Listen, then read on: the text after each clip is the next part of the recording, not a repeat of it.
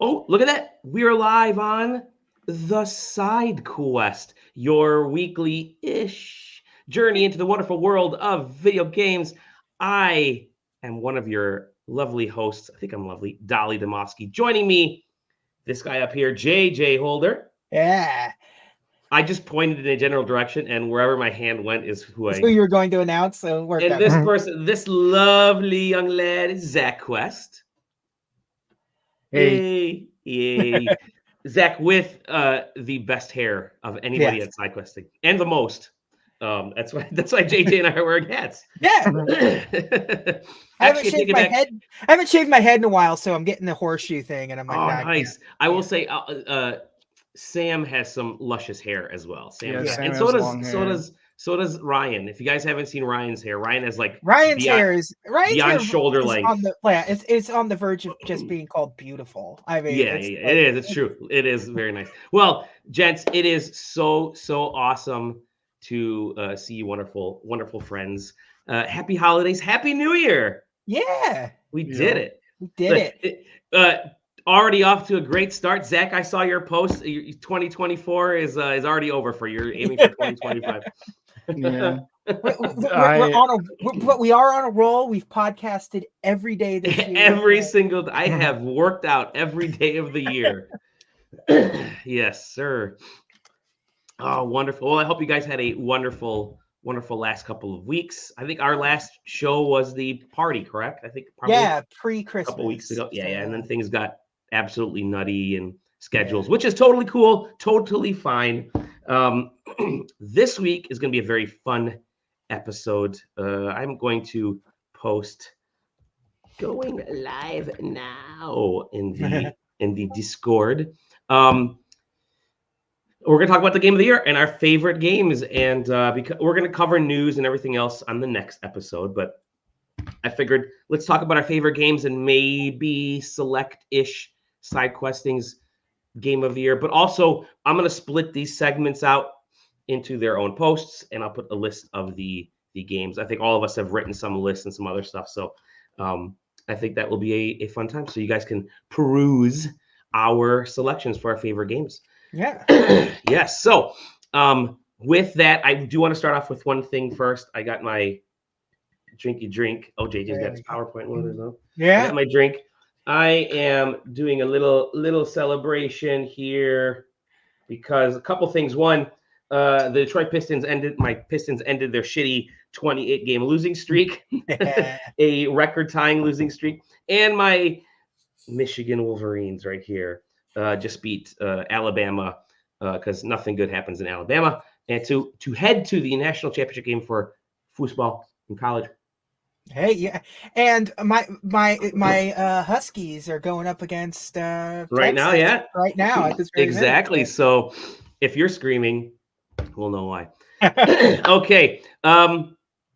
Who wants to go first? JJ, you're already loaded up. Maybe we'll let you. Yeah. It sometimes takes a few minutes to process, so I just wanted to get that done. And Sure. And it took, right. and it, boy, it just went right through. It just went right through. I didn't go crazy this year. You're all right. All right. Well, I'm gonna let you go first. Then I'm gonna add this to the stage. Stay at it. Yeah. Yeehaw. Bam. And I think you can click. Can you click? I can click. I got a little clicky click. Clicky. I went with a circus theme this year. Love it. You spelled "come" wrong. No, I did not. Lovely. Yeah, because this year in gaming was such a circus in the best and worst ways possible. Yes, so totally. I felt like it was a fitting theme for it all. So yeah, my table of contents, I split. Love it. I split it into different but everything's in order. This is what it's going to break down in the top 10. So the last thing on the list on the slides will be what is my game of the year, but it is in order of, and I was able to break it down pretty well too. So each one of these has 2 games in it. So I got like the opening acts, the Lion Tamers, the Freaks, Acrobats, and the main attractions. That'd be 2 and number 1. So yeah, I lost track of what I was doing. I love it. I absolutely love it. Yeah. It's a big quote. Yeah. Put a fun or interesting quote here about video games and the year. Yeah. So before I get started with that, I will do, these are my like alternate Sure. like what's the word I'm thinking of? My honorable mentions. Honorable mentions. Yeah. One or two are you reviewing? At least one of them you're reviewing. Yeah, Maybe one both of them I'm reviewing. So two of these, Cookie Cutter and Asgard's Wrath 2, kind of came in a little too late for me to really sort of feel like I could put either of them on the list. And Homebody is just a great little like Alone in the Dark-esque PS1 style horror game, published by Rogue Games, and the studio behind it is Game Grumps, which is crazy. But yeah, it's a great little horror treat. I like that one a lot. Cookie Cutter is I'm reviewing it. The next time we do an episode, I'm gonna you're reviewing Homebody as well, aren't you? I think you got the code for that one too. No, I didn't, because I didn't take the code because I had bought it for myself, and you were gonna give it to Johnny. That's right. Okay, right, well, yeah. No. Okay. Yeah, no. Cookie Cutter. We'll talk about that at length on the next episode, where I'm here to talk about a review game. And Asgard's Wrath 2. I got a Quest 3 for Crimbus, and it comes, if you get a Quest 3, it comes free with it right now. And it is a fucking crazy VR experience. Taylor's gone already. He heard VR. Asgard's Wrath was the awesomest alternate reality hologram thing they did. Yeah, because if you get because you can play it on a Quest 2, but if you get it on the Quest 3, it does do AR stuff with it, where you sometimes have to fight shit in your room. So I always have to fight shit in my room. Yeah, literally. So that's that. So the opening act, these will be 10 and 9. Number 10, The Making of Karateka, or Karateka, depending on who you are. This is just a random screenshot from in the game of one of the behind the scenes stuff of when he was a kid and they just talking about video games at a pizza joint, computer games. It's awesome. I love Karateka, obviously. The making, not the game itself. I don't think it's not a particularly fun game to play anymore, but the making of Karateka collection is absolutely perfect. It is like a 2.5 hour documentary that just happens to have stuff that you can play in it, and it's perfect. And I can't wait for the Minter one. That's the next big release, the volume 2 of this Gold series. So and check out JJ's review of the of Karateka. Or there is a whole section arguing about how this is pronounced in the documentary itself. So number 9 is Star Wars Jedi Survivor. Is it a mullet? That's my guy. I've had Cal look like this. This is a very, very, very serious cutscene that's playing out right here. But I've made Cal look like such a fucking sleazeball. I love it. He's got a full mullet and a handlebar mustache, and he's also a redhead, so it just looks sleazy as hell. But it looks like that dude on Walking Dead. Yeah. Series, yeah. I was going for Eastbound and Down. But yeah, no, I loved this game. It's got a hell of a Star Wars story. It's the best Star Wars game to come out in I don't even know anymore, 20 years maybe, I don't know. But it's just the story is so good. It picks up a few years after the last game, Fallen Order. And it's really about Cal sort of struggling, finding his place, where the Empire knows he's out there, and things are kind of going okay, but not great.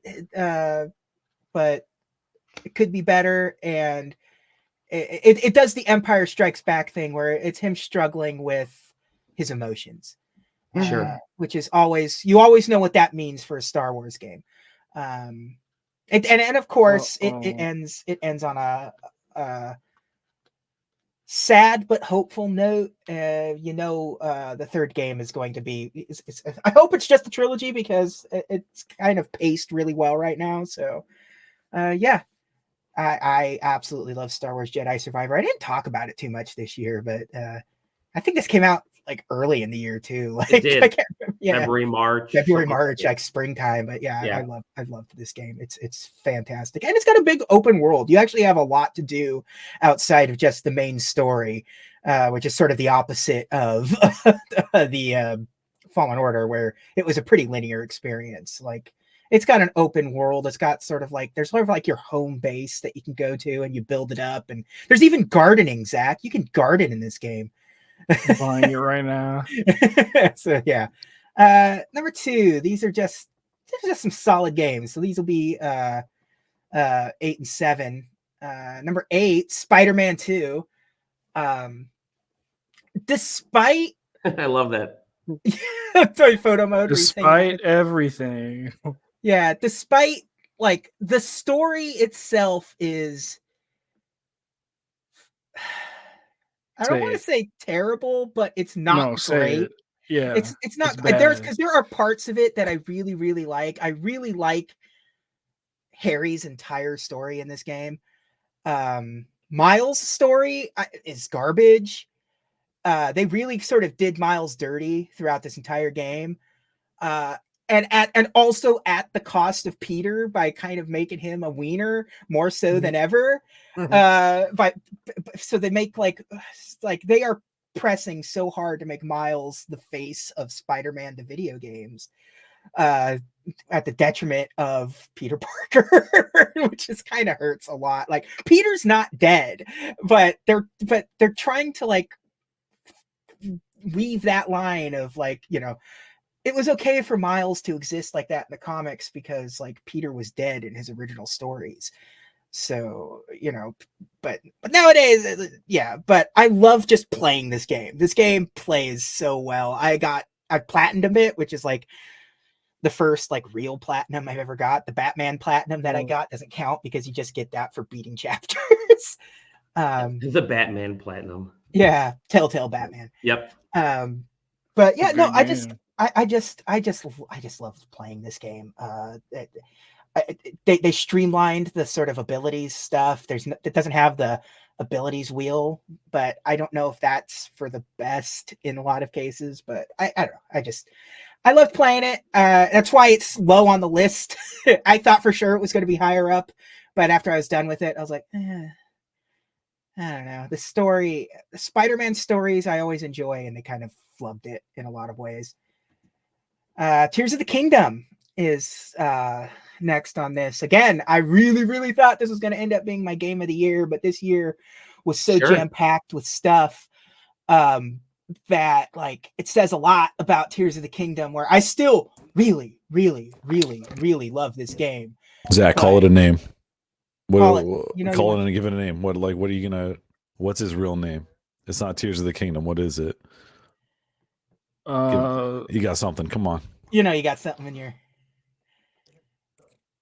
I don't know. We put him on the spot. We put him on the spot. Now I thought you were like locked and loaded. Tears of the Poopdom. There we go. That was my default. That's what I was expecting, if nothing else. More like peas of the... I could have just said it myself, but I thought it would be funny. Peas of the Poop Kingdom.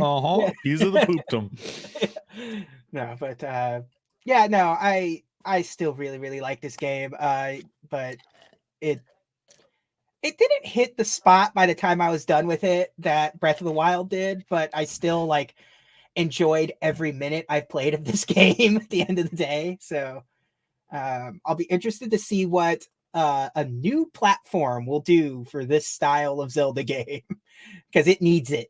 No, what it needs to do is not do this again.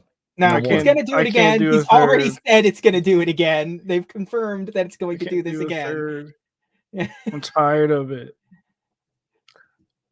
So the next ones on this are back to back, or just sort of, they're little freak show games, man.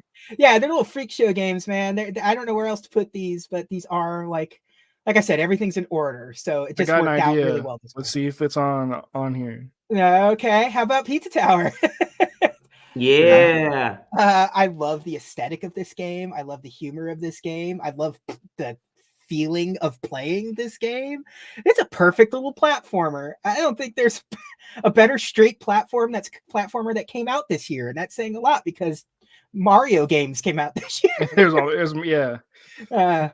But god damn, this game is right in my wheelhouse, and I love its sense of humor. It's so fucked up and funny and great. It's like 90s Nickelodeon. 100%. It's a classy chupo ass game, man, and I love it. Next up though is also El Paso Elsewhere. What if Max Payne was cool and not a cop?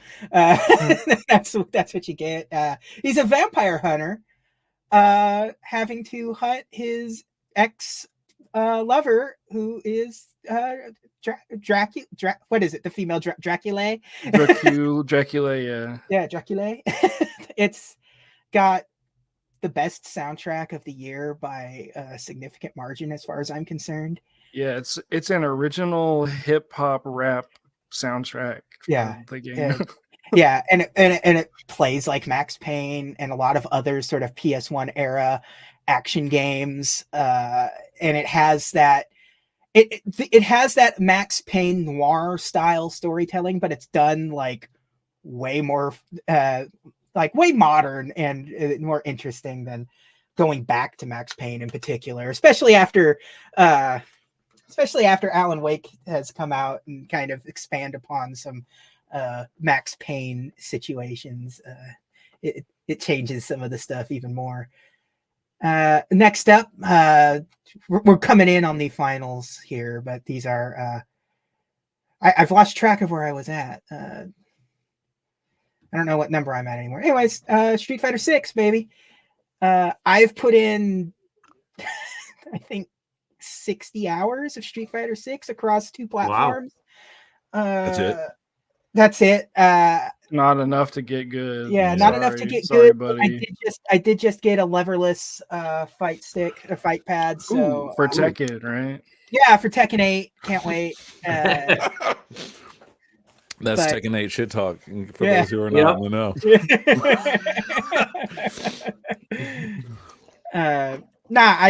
I coming off of Street Fighter 5 in particular, which is a poopy game for losers. This is not a poopy game. This is not a poopy game, and God, I don't know how much. Zach, have you played around with Street Fighter 6 a lot? I haven't even played it.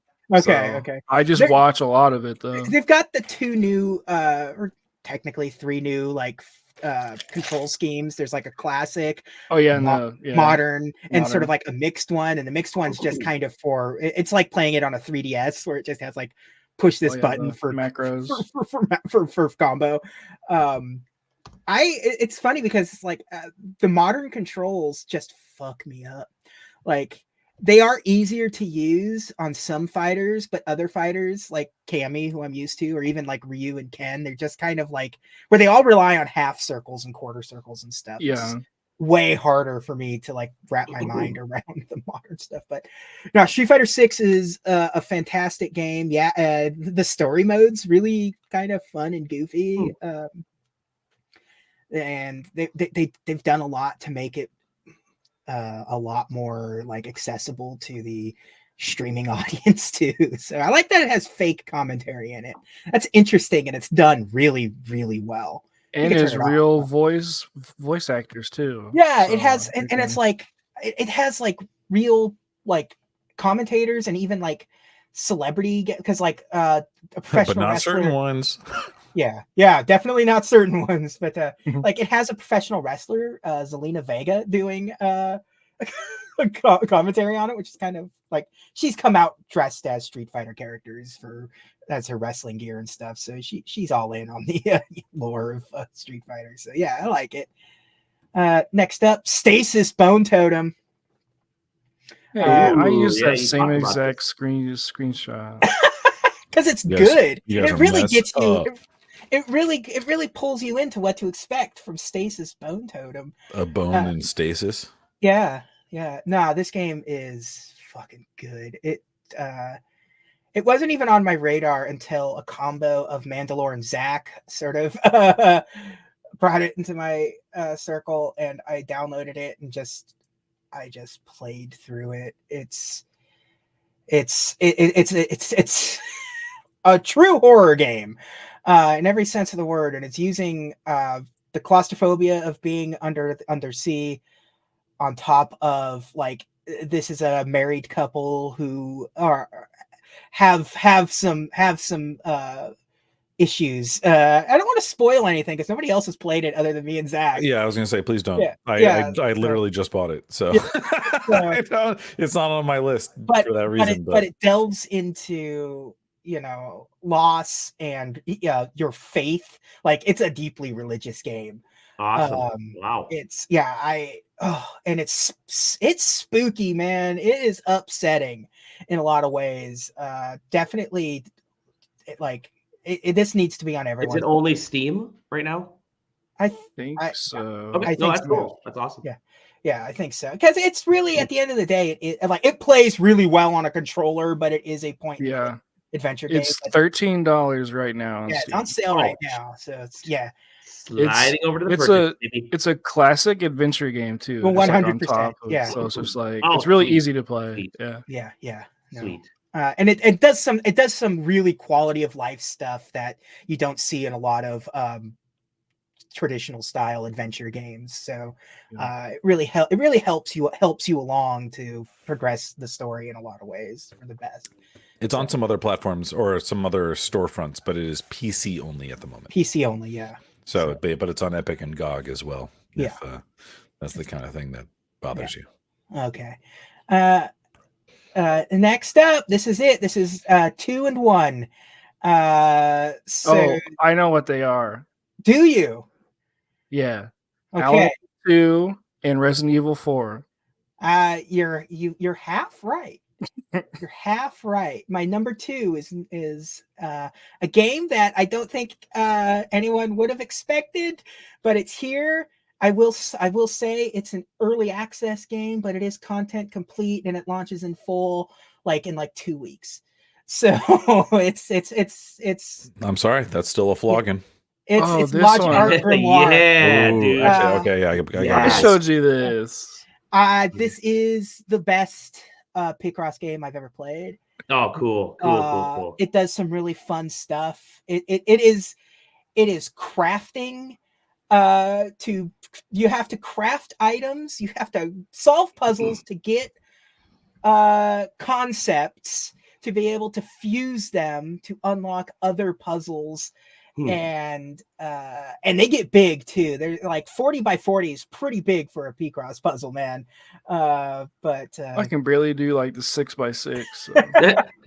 And it's there's a feature in it that I love that isn't really advertised at all, but it has this if you're close to solving certain puzzles, but you got them conceptually right, but not what they wanted, you have the potential of unlocking these little fucked up puzzles where the main character tried to draw the picture, but he's not a good artist. So, so there's a bunch of hidden puzzles that are like that. So you end up with these little Picross puzzles of a fucked up little guy or something, and it's great. It's got heart. It's just added this to my wish list. It's perfect. Like I said, it's in early access right now, but it's content complete. All the puzzles are there. It launches very, very like I said, this month they're launching it, and it's going to add a couple of things and a handful of bonus puzzles, but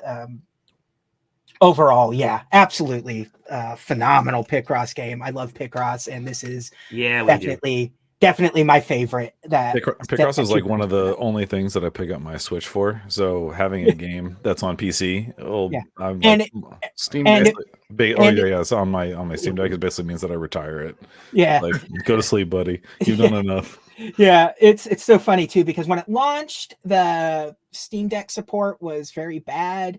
Like it didn't have particularly good controller support, but now it's like playing it just normal, like you've always played it on a Switch or whatever. It just plays. This controller support's 100% there. And my absolute number one, runs away with it, favorite game of the year is, of course, Alan Wake 2. Yeah. Fuck, man. Good game. There is something to behold that these are very, very competent and confident developers creating something that they are not going to be told what to do. At the cost of, in some instances, at the cost of being a well-playing game. In some instances, there's going to be something everyone hates about Alan Wake 2 in one way or another. Dude, man. But it's there for a reason, and they weren't going to be like, maybe we shouldn't go this far into this particular play option or something, but they did, because this is the game they wanted. You could tell this is the game they wanted. I do say I think this is a cry for help from Sam Lake, which I 100% this is he doesn't know where to go anymore, and this game is just him working through some stuff. Yeah, he's spiraling out of control. Yeah, and I think he does twirls more than spirals in the dance number. Yeah, boy, the live action stuff is so good in this. Like they blend so many different things into this game into just a perfect storytelling experience. It is and to have it turn into the Remedy Universe game. Like you're getting answers for questions from completely different games in this game, which is wild. Yeah, from like Max Payne 2. There's like some Max was like, oh, that's why okay. Yeah, cool. Yeah.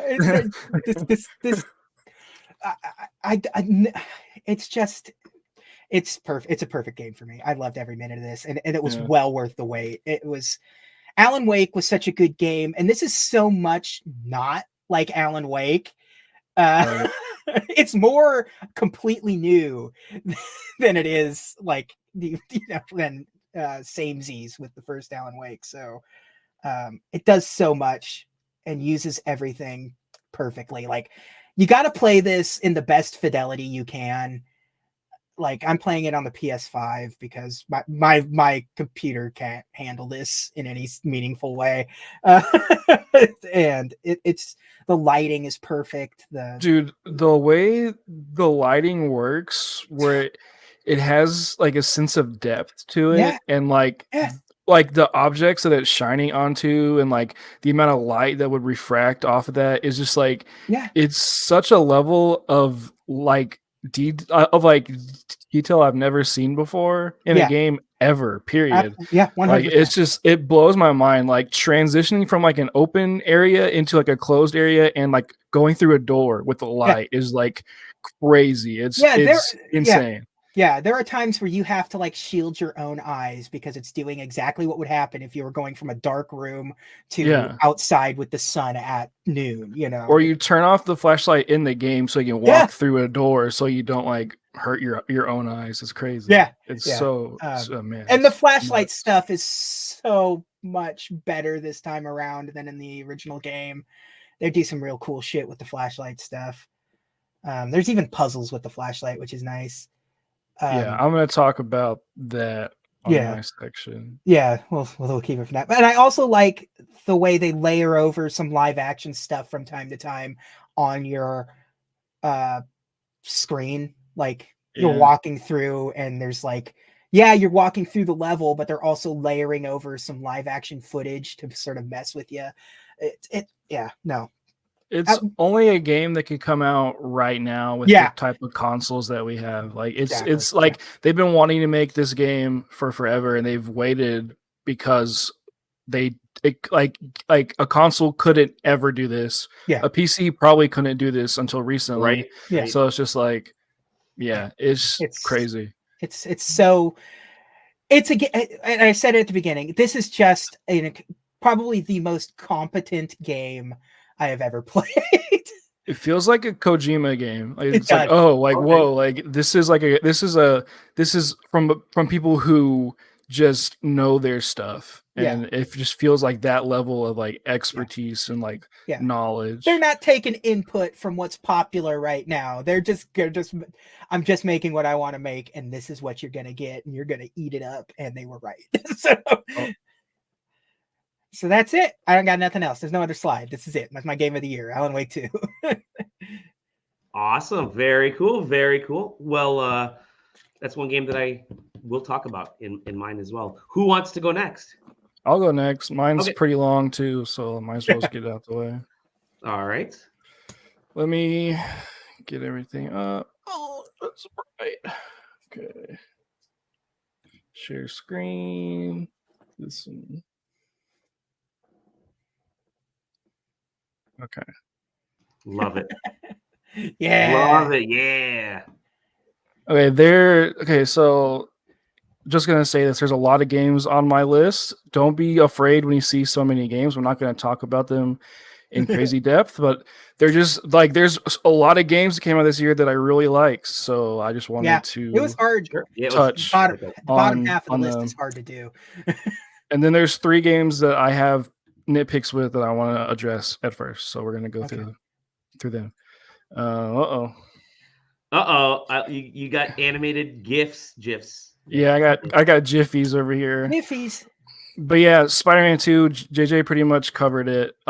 It's so strange to me that Sony, like, they have this prestige really about them that, like, you expect all their first party titles to kind of hit that, like, oh, like, we expect this type of quality from Sony. And Spider-Man 2, for some reason, doesn't get anywhere near like close to even like the first game, which is like very strange. I don't know what happened, but the story is just really bad. Miles is like has the worst story. His like biggest thing in the game is he needs to write a college like essay. Like stuff's going on. He's like, I need to say Peter, but my essay. Oh no, like that's like his biggest thing. And it sucks. That's a thread that keeps going till the very end of the game. Like the final cutscene. The final cutscene of the game. He writes his 500-word essay. Like, it's 500 words, and yeah, and he's also really strong too. Like he's like stronger than Peter, and there's just like the power scaling is crazy now. I don't know where they're gonna go, but yeah. But the Venom story is really good, amazing. Power scaling sucks. The worst MJ and Peter, they're horrid. They're like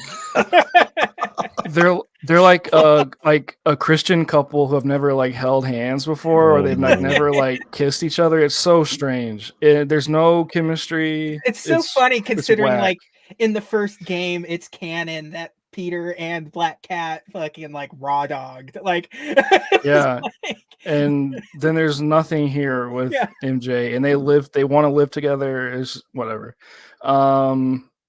And Spider-Man has too many gadgets and gizmos. They're all like Iron Man stuff, which I don't really like. I hate that's the direction. Iron Spider stuff. Yeah, it's like Iron Spider is like the intended way to play as Spider-Man, which is there's so many things in this game. I'm like, did Sony Studios like push for this to happen? And that's the biggest one to me that feels like, okay, this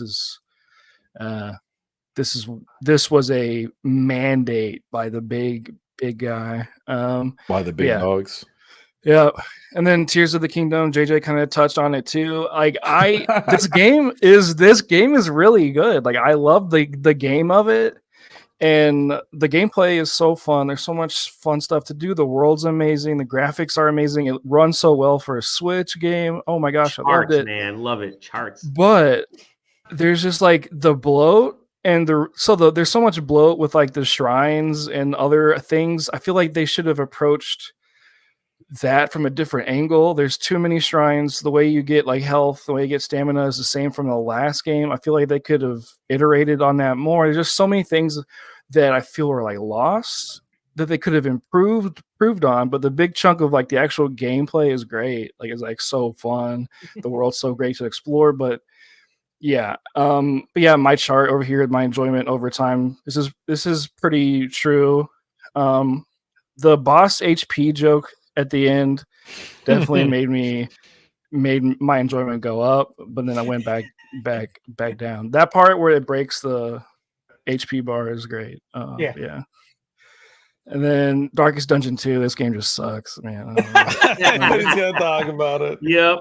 It just like it took everything that the fans liked from the first game and just didn't do it. It's kind of crazy. It's kind of crazy that they did it. Yeah. Honestly. Yeah, it's nuts. I straight up forgot Darkest Dungeon 2 was a thing this year. Same. It's bad. Yeah. And it was a full early access title. Like it went through it went through the whole ringer. And it still came out that way. And I mean, like they didn't listen to their fans. I'm all about like don't just remake the first game. But it was the polar opposite way that they went with it was kind of weird. Yeah, it's like way more streamlined. It feels like an iPad game. Is weird. It's I don't know. It needs to be studied the way they messed this one up. But yeah, these are the games where it's like, hey, these are good. So we got my little guy. I love him.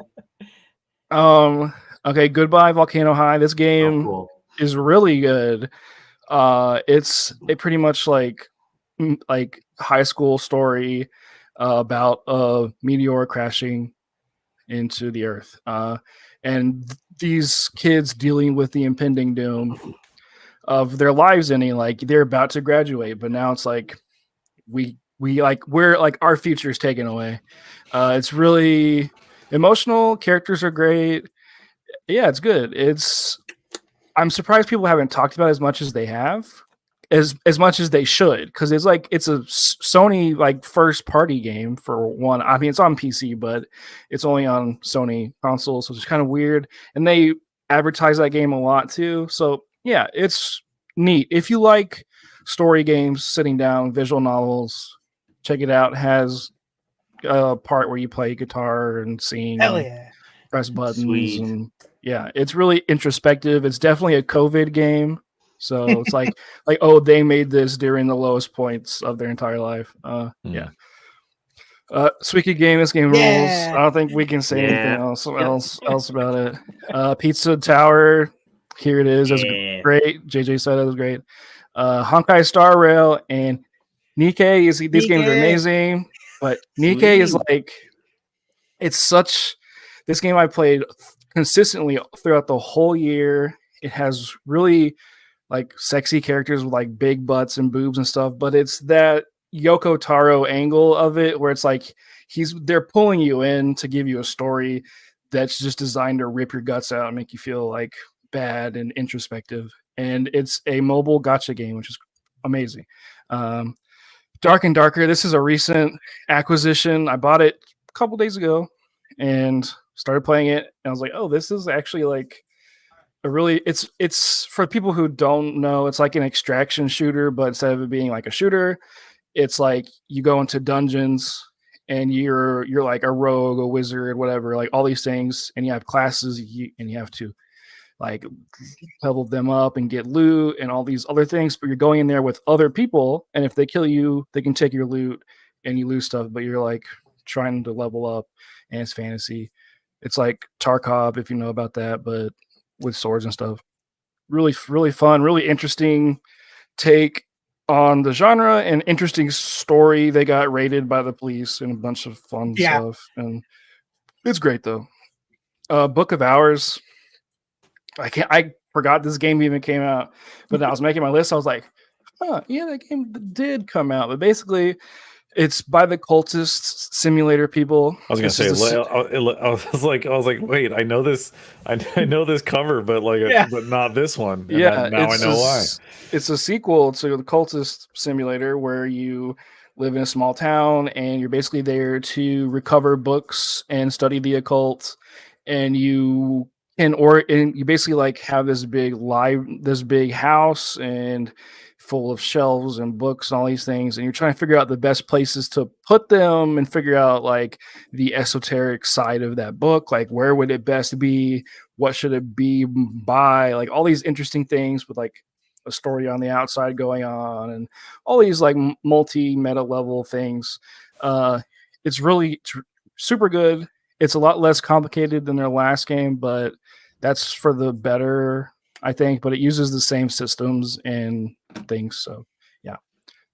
And then then this Star Ocean Second Story R. This game's amazing. It's so good. I played the demo of this, which was like super robust. I mean, it's like a classic demo where it's like, here's the first 3 hours of the game. You're like, and it's a long ass game. It's kind of good. It's really good, and it gets even crazier. It has so many systems to it that are so weird. Like there's a management sim side of it where your characters get stats, and if you level up those like specific stats within the simulator, they get like another classification, like merchant, whatever, all these things. And you can like have like your people do like go sell items, and all these like third tertiary things that you can do affect how well they are in battle within the game. And it's like, oh, if you have two people who are good at music, they're going to be better working together and more attack, blah, blah, blah. Like so much stuff, so much things to grind. It's crazy. Get it. Then as you move forward, remake, it's amazing, funniest game of the year. Yeah. Really? Yeah, that's funny. It's funny, man. I sometimes, in a lot of ways, not intentionally so, but also in a lot of ways, it was clearly written to be a corny action movie, and it pulls off there's a every time. part where Leon like shoots some zombies in knight armor, and he goes 99 nights, and it's just like, it's great. It's funny. I think that's probably the most clipped thing I've ever seen from Resident Evil 4 remake. Where's everyone going? Bingo? Yeah, dude, it's good if plays really well, and I'm glad Capcom's just like on a roll. Remember when they made an iOS port of the remake? Yeah. Jeez. Yeah.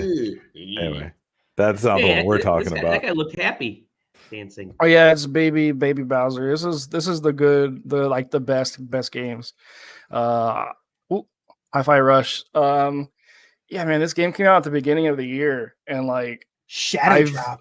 I've been thinking about it ever since. It has so many like cool songs in it that are like not even original songs, but like actual like licensed songs from like amazing artists like Trent Reznor and Red Hot Chili Peppers, all these bands. And there's like all the fights, like the big bosses are synced to those big epic like fights. Yeah. So it's a rhythm game, action game together, really fun. Kind of hard to explain unless you see it, but you basically have to hit the buttons in time with the time of the song as you're going through things, and if you're hitting on time, the more damage you do. But it's also just a fully fledged like Devil May Cry game on top of that, which is nuts. It's crazy. The characters are all good. The game's really funny. Has a good story. It's by a director who this is his first time with doing a game. Like he was under what's his face, Tango Gameworks guy, I forget his name. Yeah. He was working under him for so long, so obviously he had training and like help and stuff.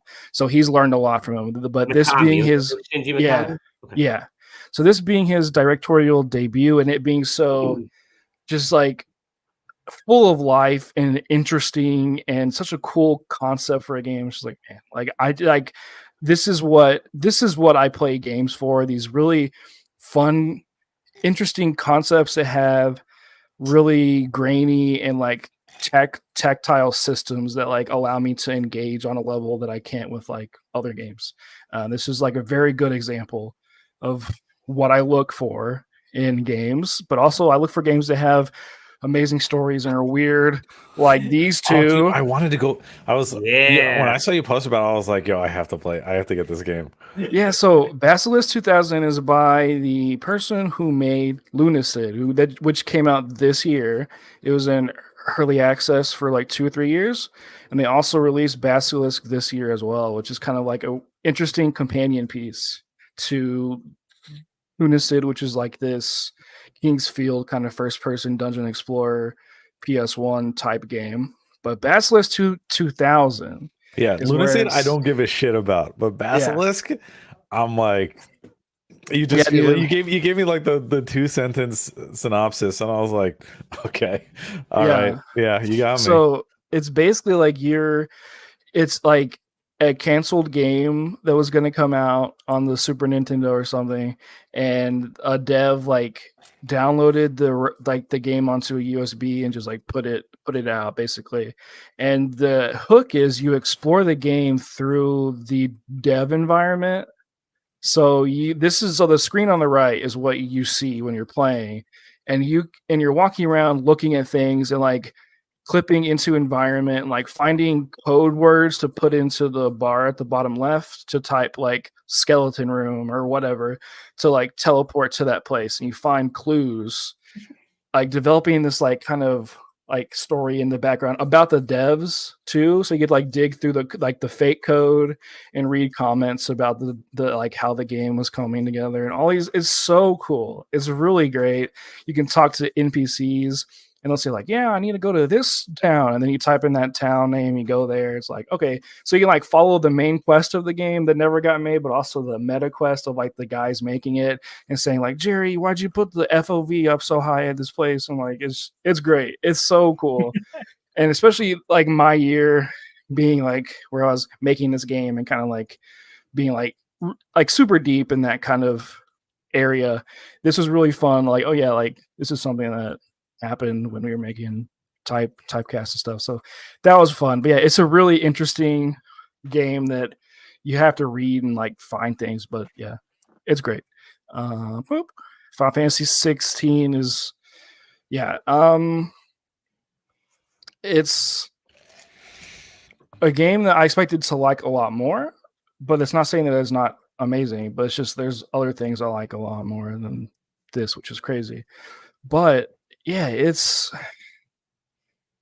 such a crazy game, at least for me, for being a Final Fantasy like fan, but also for being a Final Fantasy 14 fan, because it's the same team who made 14 made this game.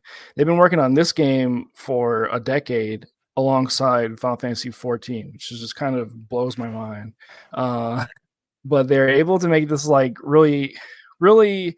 It's not as intense as Devil May Cry. It's not like so combat heavy where it's like not going to be fun for normal people, but it's at an interesting level to where if you have never played a Devil May Cry game, this would be a great entry point. But that's like not why you play Final Fantasy games. You play for the story. And I think the story it's super good, but it retreads a lot of the same themes that 14 does. So it's like, okay, I've seen this. I kind of know what they're doing here. But I think for a mainline big entry title for the series, it's like, man, like this is something, it's so different. I understand why people aren't as high up on it as I am, because it's just so like, this isn't an RPG, it's an action game or that whole thing, whatever. But it does so much right. And it also has so many interesting like lore and mechanics and just stuff, just like overall for the world. That's great. Yeah, it's definitely worth playing if you have a PlayStation 5. The PC port, they are having issues with it because of the SSDs and all that stuff. So yeah, sure. But it's wonderful. Story made me cry. There's some amazing boss fights that have some of the best music I've heard all year. Like there's great voice acting. The voice acting is great. It's not shout out to SideQuesting's friend Ben Starr. But yeah, he killed it for his first time being in a game, which is great. But there's this boss fight with Behemoth, with Titan that you do. That you're Ifrit, you're like this big, and Titan's like huge, miles tall, huge, and you're just little Ifrit running up his arm, and he's trying to beat you up. And there's this surf like butt rock Beach Boys song playing in the background. It's insane. It is so crazy. And it's only something that the Final Fantasy 14 team would do, because they do that in 14 a lot, where they have these like off the wall songs. But it's just like It's crazy. There's like dubstep songs, and there's like all these like like electronic music that comes out of nowhere. Yeah, it's such a good like cinematic sit on your couch with your controller in the dark experience, blasting the TV. It's great. Love it. Alan Wake 2, yeah. So he did it. Alan Wake 2 is crazy. Yeah, so JJ already kind of touched on all the things that I liked about the game, but what really what I like about it is the meta of the game is so interesting to me, because there's so many times within the game where you can see the touches of the developers in the way the level is made, where you're like, oh, okay, that's interesting.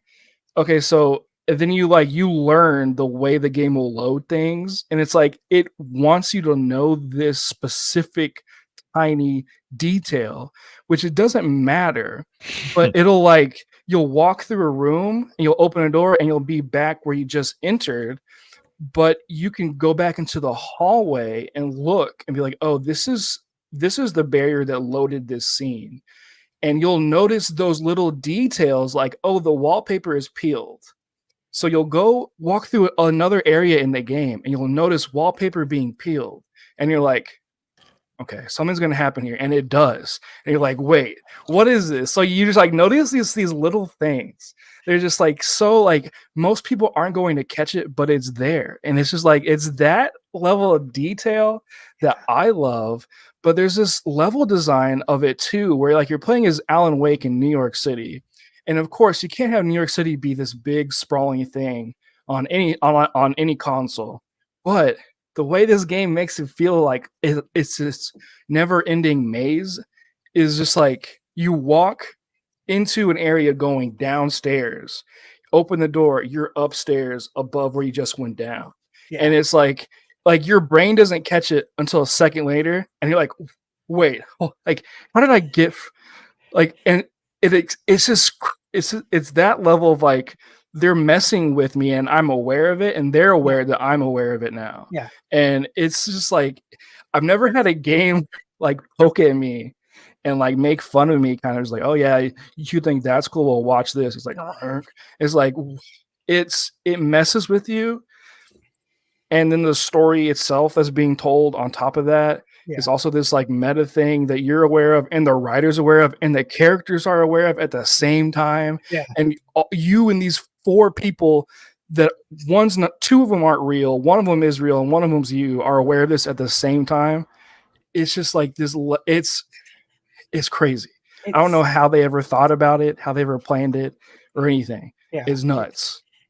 It's so funny because like out the gate, you realize that everything is wrong in this game. Like every level, everything feels wrong. And they know, everything feels wrong. They hint at stuff, but they let the reveal take its time for a lot of stuff. Even when you already you know what the broad strokes of everything's gonna be, but like it has you. You need to see it through the end. The theme of the game is spiraling. It's kind of like how it is the theming of it, and the game will spiral back in on itself, story wise, through the gameplay, through you realizing things. It's just such an it's a crazy experience. Like it's something that you have to play to experience. I don't think you need to play all the other games before it, but you need to play at least Alan Wake 1. That's it. But if you know other things, it makes the game even better. Yeah. But it's a game that we're never going to get again. This is never going to exist again. A game will never look like this, feel like this, be this ever. This is it, and that's why you should play it. But it's not even my favorite game of the year, which is crazy. Well, I will say, go back real quick. I will say what's wild about this is I'm sitting in the Game Awards and I'm watching them do the dance number, and I'm like, I don't understand this band. I don't know what is going on. This is like the stupidest thing I've ever seen. And Zach's like, no, dude, it's from the game. I'm like, how? What? And you're like, okay. Yeah, how? I'm like, how? Yeah. And I'm like, okay, I'm going to break my no spoiler thing, and I'm going to go search out. So I hopped on YouTube when I got back to the hotel room, searched out. I'm like, oh, shit, this is badass. And I'm like, okay, I get it. I get why everyone liked this scene. It's a band that's a real band in real life that has a song from a game that's a fake band that broke the charts in real life as a fake band, which is Alan Wake 2, pretty much like consolidated into like one thing. The way the entire musical section of the game plays out is baffling. How good they pulled it off. It's like it stops feeling like a video game. Like it really it's so crazy. One of my favorite things in gaming this year was that whole segment. No, my favorite part, JJ, was where you're doing the cult stuff that Max Payne talks about. Yeah. And then you're doing what Max Payne has talked about in Max Payne, but also what he talked about at the beginning of the game. Yeah. And you're like, so you're going through like a cycle over and over again. Yeah. And Sam Lake's there and Max Payne's talking, and then you go to like one of the cycles and it's Sam Lake talking instead. Yeah. He's like, will you let me out, please? I'm stuck. And you're like, well, Sam Lake, I get it, man. I wish I could help. I'm tied up. Like, I'm sorry. Like, I'm stuck. I'm sorry, man. No, I think. And that was real Sam Lake actually pleading with you. It was like but my favorite. Yeah, no, he's like talking. You're like, I gotta go. There's a guy chasing me. I gotta leave. But there's my favorite reveal. I think the thing that I've seen overall on Twitter, whatever, is people being like, Alan Wake isn't a good writer. That realization that you get hit by, because in the game you're in Alan Wake's mind and you have to move plot points around on a board to change the physical location of the game. But you're like, wait, this kind of sucks. But Alan Wake thinks it's the coolest thing ever. He's like, yeah, I just thought about this new thing, doing blah blah. It's like, bro, you've done that before. It's not that cool. And he just thinks it's the coolest thing. So well. And then he just keeps doing it. Yeah, dude, it's like he's like, oh, he's a hack writer this whole time. It's crazy. Yeah. But he was in the first game too. But it's just like now it's just like, oh, he's stuck in his own writing. Like, and he's like, it sucks so bad. I'm like, yeah, bro, you wrote it. Yeah. But yeah, no, that's when you die. That's what happens. But yeah, no. Baldur's Gate 3 obviously on here. This is how the game is when you actually play it. If someone dies, there's a character sheet and Matthew Mercer. But really, Baldur's Gate 3, besides everything else people have said about it, all these things, it's the only time people who don't have a group of friends to play D&D with will ever get to experience what a Dungeons and Dragons campaign is. It's the perfect video game version of a D&D campaign and what it could be if executed at the level by Matthew Mercer, who also voices Ganondorf, who also voices a character in Baldur's Gate 3, who also voices a character in the VR game that JJ talked about. Asgard's Wrath, yeah. Yeah, but it's amazing. It's 100 hours long. There's so many systems, so much stuff, blah blah blah. Everyone's played it. It's great. My brain just doesn't let me enjoy it. Like my brain doesn't work that way. I recognize Baldur's Gate 3 as a phenomenal game, but boy, does my brain just not. Just doesn't. I'm in that same boat. I know people who I know why people absolutely love it, and I totally respect it for that. It never clicked because of all those systems. Yeah. Right. Yeah. It's just a lot to take in, and it's a lot of there is a lot of responsibility for you as a player, which is I'm just shocked that it took off as much as it has, because it's this type of game that doesn't get popular because of all the things that people are complaining about. It's like, yeah, I know that's what this game is. It's like, I don't know why it got so popular. I love watching people play this game though. Yeah, it's like, yeah, all right, I'm just gonna sit back and watch. I mean, the renaissance for Dungeons and Dragons, especially with the movie, I think brought a lot of people to this too. Critical Role has brought it to a level first. brought it to a level unseen since like the 80s. Yeah. Critical Role has $1 million TV show produced by Amazon Studios. Like they're crazy. Yeah, they're the whole reason why this is even a thing. But yeah. But so follow up. This is still not my favorite game of the year, but it's my second to last. So we'll talk about this. JJ already covered a lot of it. But I need to touch on him. Yeah. And there's a story moment that happens in the first 45 minutes that I think represents what makes this game so good. Is its writing. Obviously, it's an adventure game, but this little bear was the two main characters' daughter's robot friend, right? And the couple have basically reverse engineered this robot to be like an engineering thing for them to get scrap out of these oil rigs. So he's kind of a machine now because they don't need him to be this like emotional support thing for their daughter because their daughter passed away. So there's a moment in this game where you play as the bear and he says something that both of the parents have heard before. Do I have to take my headphones off? No. No, this is so early in the game. This is so early. Yeah. So he says something that both the parents have heard before when their daughter died. And there's a moment that happens between the characters that is something as written in a video game I've never felt or experienced before. It is insane. And it just goes from there. Like that's the intro to this game is just like, and it's such a subtle thing. I feel like most people will miss it, but it's that level of like a jaw-dropping experience that I was like, whoa. But yeah, everyone play it. I'm not gonna say anything else. Play it. That's it. It's messed up. Is a horrible game made by horrible, dark, disgusting people, but it's great. Yeah.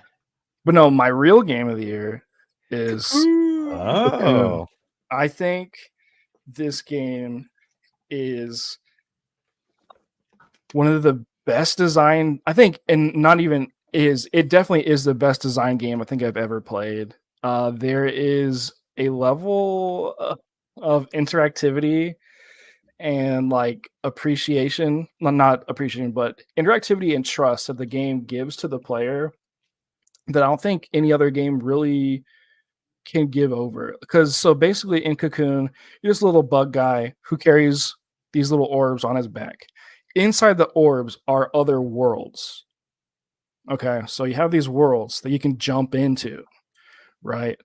But you have multiple orbs that you carry around that you need to use. They can only be placed in certain spots. You can only use them after completing a certain thing within the world of that orb, of that cocoon. So there are times where you have multiple orbs within one orb that you have to place. Jump into that orb, grab the orb, jump out of the orb you just went into with the other orb to then swap the orbs to go into the orb you just grabbed to open up to get an item that only that world has that will allow you to go past a part within the orb that you're already in. So there's like, each orb has a power, each orb has an item within it that you want and you'll have to use throughout the world. It is crazy. It gets to a point where you might need a map and having to know what each orb does, where, because like you reach points within an orb that you can't continue anymore. So obviously you need to jump out and go find where you can continue next. And it's like, okay, this orb gives me this power to create pillars.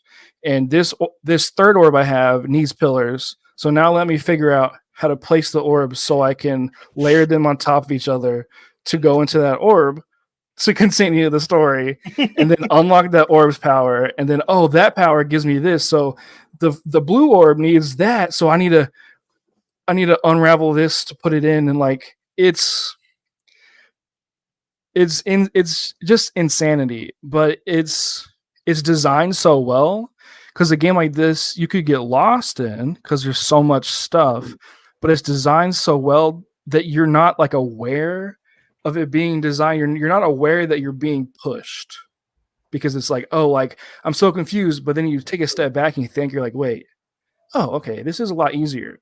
It's a perfect puzzle game.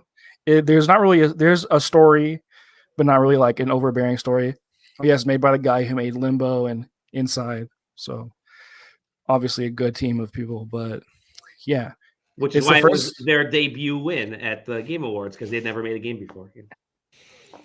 That's why, yeah, but it's the first game I played on my Steam Deck, and yeah, it was just an experience, because I was also kind of holding an orb in my hands too as I was playing it. I was like, oh, this is like there's this level of interactivity that I was having with that game that's just, I think, is really pure and like quintessential like video game. Like this is awesome. This could only happen within a game, and that's why it's my game of the year. So amazing, very cool.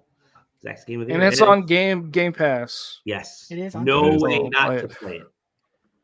Yep, it's good. Awesome. Well, Taylor, do you want to go or do you want me to go? I can go. Okay, yeah, go ahead. I don't know if you're presenting something or. I'm always excited for Dallies. I'm glad he's going last, because you have no idea with this guy. Yep. The only thing I have is a notepad, so it's not really particularly I love your valuable. basicness. It's perfect. Yeah, just like last year. It's perfect. Yep. I don't really need to present that, because I don't have a game of the year. I have games that I played this year. I only beat one game this year. I only completed a single game. So I don't even feel really particularly comfortable saying, here are the games that everybody should be, playing or concerned about, because I didn't finish a goddamn one of them except for Sea of Stars. Except for Pokemon. Oh, sorry. Yeah, no, it was definitely not a Pokemon game. Although in the past week or so, I have watched the first 9 episodes of Pokemon anime from 1997, trying to get my daughter to watch any goddamn thing other than Mickey Mouse Clubhouse, because it haunts public me. Domain Clubhouse. Yeah, right. Not that Mickey Mouse. That Mickey Mouse is not public domain. Yeah. Man, so tired of that show. Anyway, it's Pokemon now the Concierge just came out, man. That's trust me, it showed up on Netflix, and Kitty was like, "Do you see this?" But it's now the Pikachu show, by the way, just for the record. And anyway, that's the closest thing I'm going to come to beating a Pokemon game for a long while. Anyway, so Sea of Stars is the only game that I actually managed to complete this year, and that's probably only because of how linear of an RPG it is, how relatively short it is, and to be honest, it's kind of easy. It's good, and I liked it. But if you're looking for that long exposition of a role-playing game that lets you do a lot of things and find a lot of items and create a weird build, it's not that game. But I did like it. So I'm gonna start with the other games that I played were notable, but I can't really, it doesn't like fall into the spirit of the 2023 game of the year conversation. The first one is Orb of Creation, which is a idler. What's the word I'm looking for? Idler, but Zach, help me out. What's the word I'm looking for this type of game? Incremental. Thank you. Incremental idler. Basically, it's make numbers go up. Yeah, but it's very, very well done. But it's still in early access, and early access I always like big asterisk. And like this one is like really an early. I mean, like the dude's changing stuff all the time. Like that screenshot, like what some of this stuff looks like doesn't exist already, because he's already changed it. But it's really, really good if you like incremental idler games. It's kind of cream of the crop. So whenever it actually does come out, it's going to be really good. In that same vein, this game basically doesn't count because it didn't actually come out in 2023. But it mattered to me because I spent a shit ton of time playing it, and that was Melvor Idol. It's what you play if you don't want to actually play RuneScape, but you're like, I want to get all the skills. Then you play Melvor Idol, and all that stuff happens without you having to touch anything, and that's really enjoyable. Like I just mined for 12 hours or 24 hours, and then I check back in. It's like, yeah, you did a lot of mining. I'm like, I sure did. And then I pick another thing and do that. It's really good. And then the last one in that category is Baldur's Gate 3, which you wouldn't think goes with those other two, but it does for me because I played it for like 4 hours and then never went back to it, but it's really good. So I feel like of the vast majority of the things I did, I don't have that much to talk about it because I played so little of it by comparison. But it's obviously worth mentioning as far as games of 2023. I guess I'll add Final Fantasy VII Remake to that too, because it was a 2022 PC game, right? Yeah. 2020. And it was 2020 or 2021 for PS4, PS5. Right. Yeah. 2020. 2020. Yeah, it was the end of 2020, and then it was a year and a half later, and then it was 2022 for, I think. Anyway, either way, Final Fantasy VII Remake plays really well on Steam Deck. Looks really good on the OLED. HDR is kind of broken. That seems to be a common thing, no matter what system you play it on. That's kind of a problem. Yeah. But it's a really good game, and I've played the majority of the opening section of the PC port of Final Fantasy VII, and that's all I've ever done. I think I played a bootleg copy and it broke at certain parts, and then I never beat it because of that. So that's all I've played of Final Fantasy VII. So this is the most where I've gotten to so far is the most I've ever played of it. Aerith is in my party. I don't know if that says anything about where I am. I don't Flower Garden. Yeah, I got past the Flower Garden part. I beat the Turk boss. She's really funny, by the way. I love her. The sense of humor that they give, like the writing is really good. I think that the dialogue is all pretty high caliber in the grand scheme of things. I think it's interesting that Final Fantasy VII Remake has what it describes as a 2 battle system. One is like the easy mode where it's supposed to be more like a role-playing game where he auto attacks and then you just select abilities. Yeah. But it didn't feel like that to me because it was just like, hey, you're gonna die faster in this game mode. Like his movement is terrible, his dodges are terrible, his attacks are terrible, and you get to choose an ability every now and then. I don't know. I found it unusable, to be honest. I was hoping that it would be kind of like a cool thing where if I was trying to go to bed, it would be a quieter thing because I don't have to button mash to use attacks. And I was just like, oh, I'm just dying instead. That's interesting. But anyway, I really like Final Fantasy VII. I'm playing it on PS5 right now. I really wish there was a way to play it mobile, like a PS5 version that's mobile, but there isn't. There's nothing that you can play PS5. You could get it on Steam Deck. That's really good. Maybe that's a good idea. Yeah. It's a lot cheaper than buying the Portal. That's true. All right. Yeah, that's true. Yeah, just rebuy it, I guess. So well. And then the last one I'm going to put, this one, it can't quite go into my other category for no other reason other than the fact that one of the side questing people helped make it, and that's Typecast. Never heard of it. Well, then you fucked up for this year. Just reflect on your mistakes. Typecast was like, honest to God, one of the probably like top 5 in terms of time that I put in onto games this year. Which Steam says 22 hours. All of my shit's approximate. But oh my shit, I've gifted it to my buddy, and he was playing it at least as recently as last week because he's got a bunch of new achievements. But Typecast is hyper unique in a field of games where we have shit like talking about Spider-Man 2 in the Game of the Years, which is like the most milquetoast video game that we're getting right now. It's nice to have shit that's A, new and unique, and B, cheap as hell. you know, what were you guys were selling it for like $350 on sale or something like that. Yeah. It's just really cool. So it's an arcade. I mean, I guess you could say like, I mean, you know, it's Mario Teaches Typing, except it's arcade bullet hell. And it's there's a trailer you can play. Is there a trailer? The first one? Yeah. Oh, there it is. The first one. So yeah, our boy's official electric Gutter Arcade. Who's Gutter Arcade? That's Nathan. Pretty much he came to us with the game, and then he's like, this is my last game under this. So now it's just us. Official anyway, electric. It's a game that like you can just kind of sit and grind out for a minute. The game, like the rounds can be as short or as long as you want it to be. And it can be kind of intoxicating when you play it like that. Because I have definitely just lost a bit of time just hitting the restart button. Just dangerous.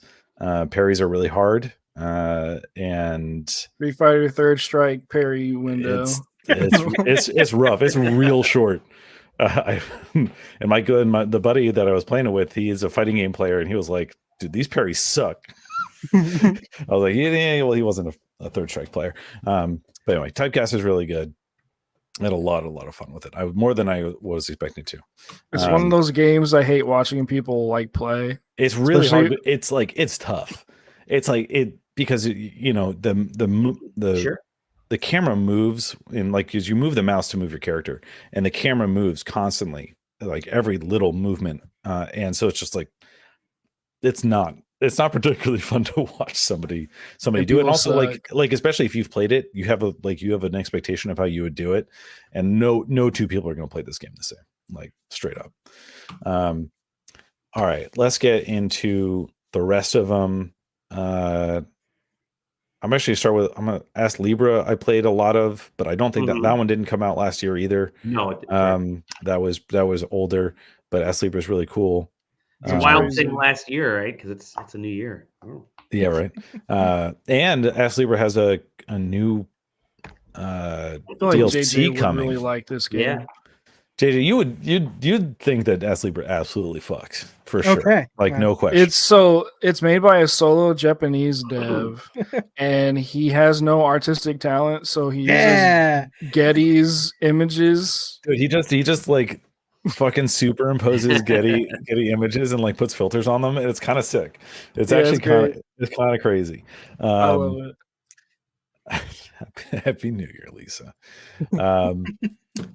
But all right, so did I get rid of all of my games that didn't come out this year? All right, I think I did. All right, so other games that I liked a lot this year. Dave the Diver.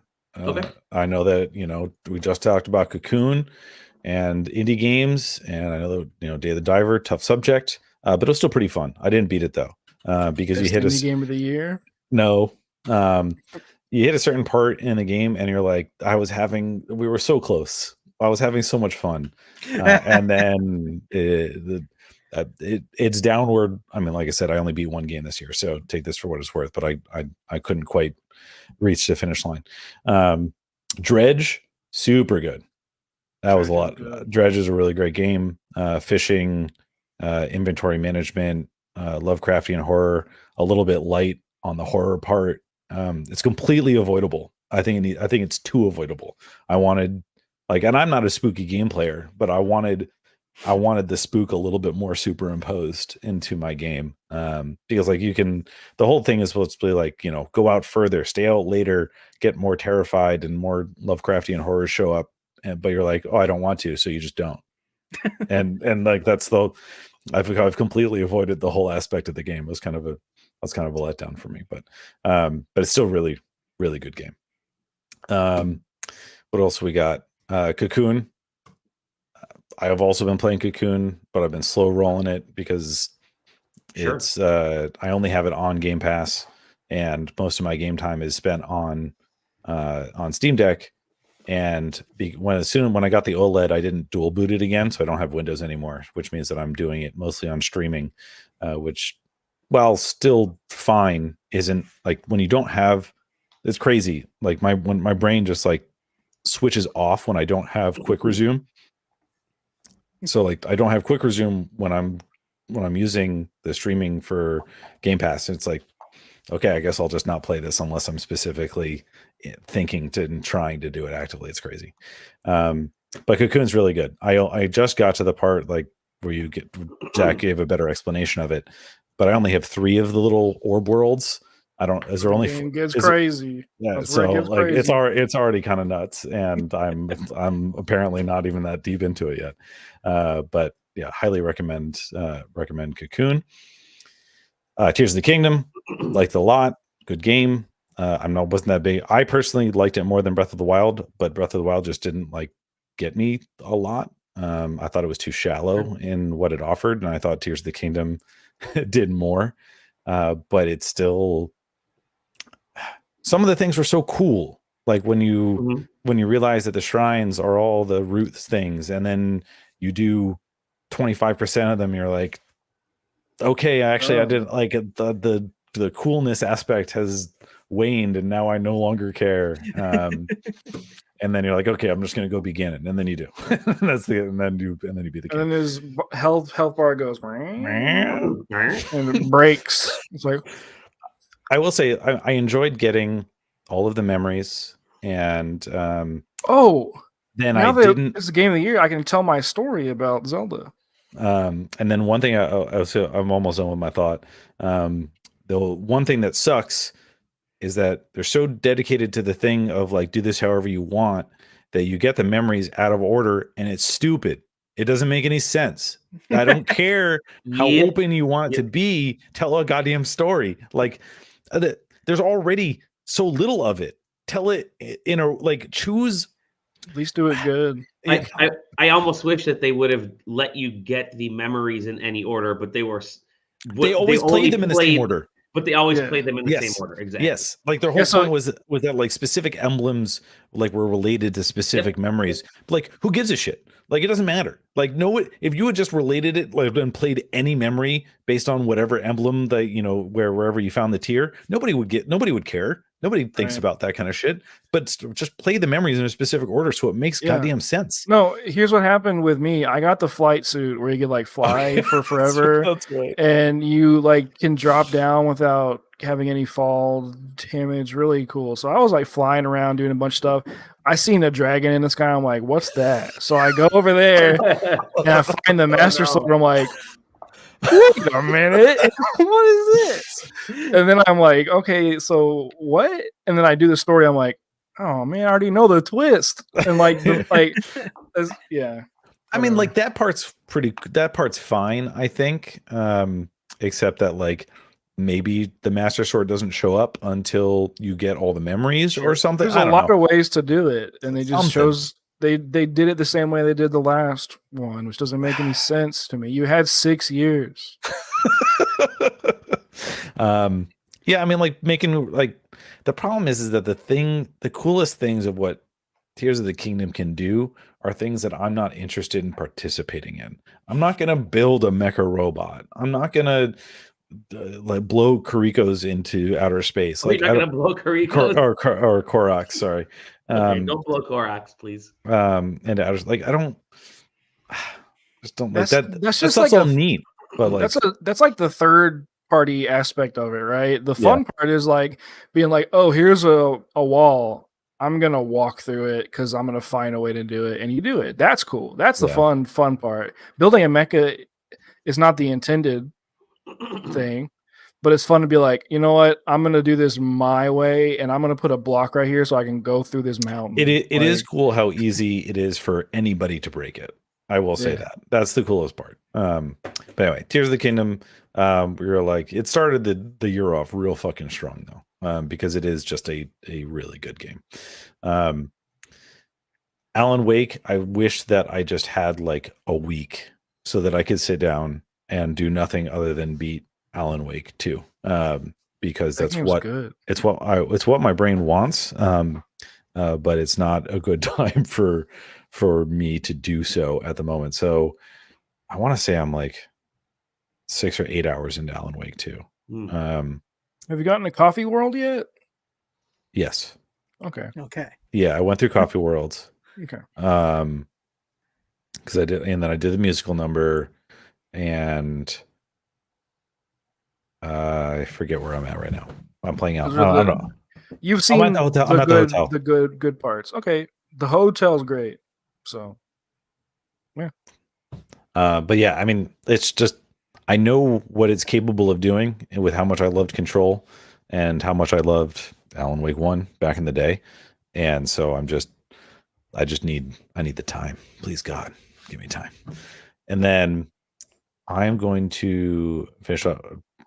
I picked this one up real late, but Pizza Tower. If I had bought Pizza Tower 6 months ago, there's a good chance that it would I would have beaten it, and I would have said like I didn't beat any other games, but Pizza Tower is the game of the year for me. Like that's very potentially would be a real possibility if time worked differently. Wow. But I mean, like Super Mario Brothers 3 was like my all-time game. And I feel like Pizza Tower, as different as it is, has so many of the hallmarks of the perfectly crafted platforming game that Super Mario Brothers 3 did. It's like it stands out from everything else. As good as Cocoon I'm hoping will be. And they're two so different. Like they're so different. But like I peed my first level. I told my wife that. You gotta pee. Dude. I gotta pee. It was a boss fight, so it doesn't really count. But yeah, I mean, the game has rating systems for every level. It goes from this guy's peeing. D through S, and then if you get every secret and every ingredient and don't take damage, you can P the level. It's pretty impressive. The P stands for pizza, or pepperoncini, maybe. I don't know. And you have to run through the level twice, forward and backwards. Yeah, that's exactly how. No, well, not only that, but you actually have to take, in order to get a P on the level, you have to run it back twice. Yeah, which is really tough. But I don't know. Pizza Tower is like something else. It's real. It took what Wario Land 4 was doing and made a much better game out of Wario. It's not, Land 4. and I liked the Wario Land games. It's not close. Like the level of feel good that Pizza Tower has is off the charts. It's crazy. And then the other game that I bought, because I bought this during the winter sale, was Ghost Trick, and I never played Ghost Trick back in the DS days. What are we? Are we on like 12 years since Ghost Trick since it first came out? Ghost Trick's pretty killer. That's a really good aesthetic. They should make Ghost Trick, man. They should make that game again. The exact same game again. Yeah, this has one of the best twists in gaming of all time. I'm waiting. Oh, you are a ghost. Trick. Zach never told me what else to buy during the Steam winter sale. So still got it going on. Hurry up. But I was thinking that, and I'm done. That's my whole list for everything that I played this year.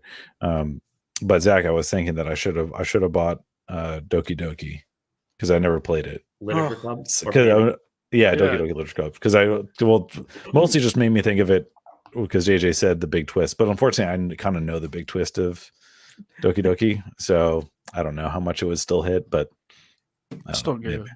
Yeah. Anyway, that's my games of the year. If I had to give it anything, like if I can think about what it would be if I played all of them out, it would probably be between Pizza Tower and Alan Wake 2. Awesome. Yeah. So just imagine that I beat those and then I picked one. I remember at PAX, dude, like if you would have asked me at PAX what game of the year is going to be, Pizza Tower, 100%. There's no way anything else was coming out.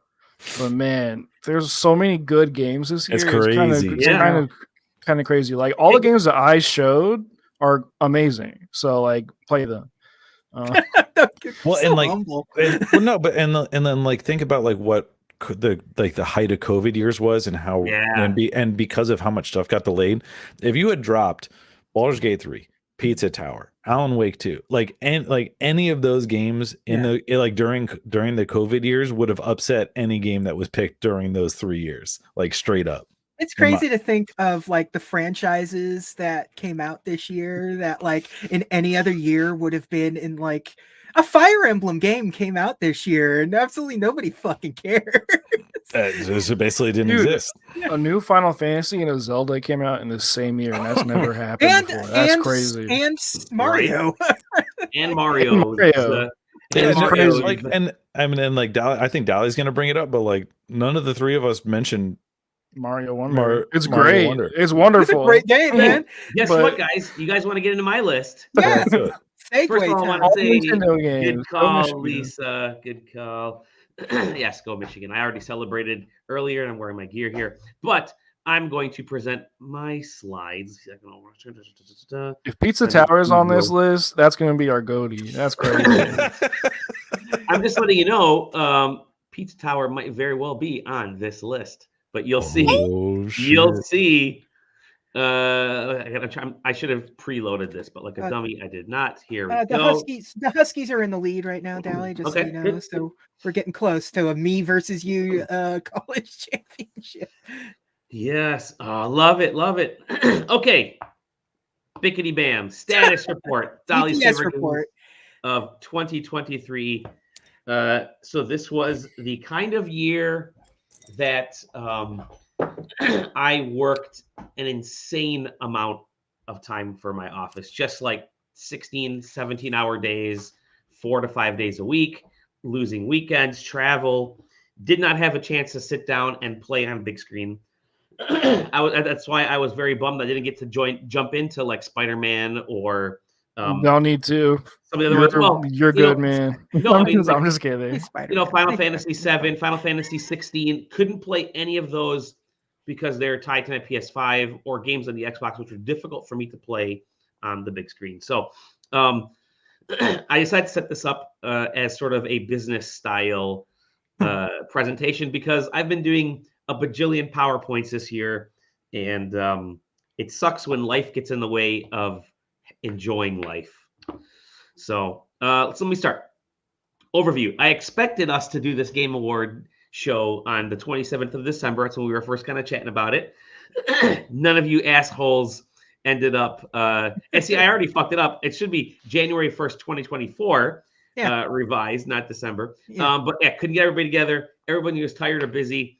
But I did actually play enough games to actually have a list, And the biggest risk for me, of course, was falling asleep before the show. There was a football game, so I did not. Anyways, here's how my year planned out. January 1st, I'm going to clean up this backlog. I'm going to clear out one game a month. January 20th, January 20th, played my first new release of the year, Fire Emblem Engage. May 11th, tracking way ahead of schedule on my backlog clearance. I'm like, shit, I've got like 6.5, 7 games done on my backlog. I'm RPGs, stuff was getting knocked out. I was really excited.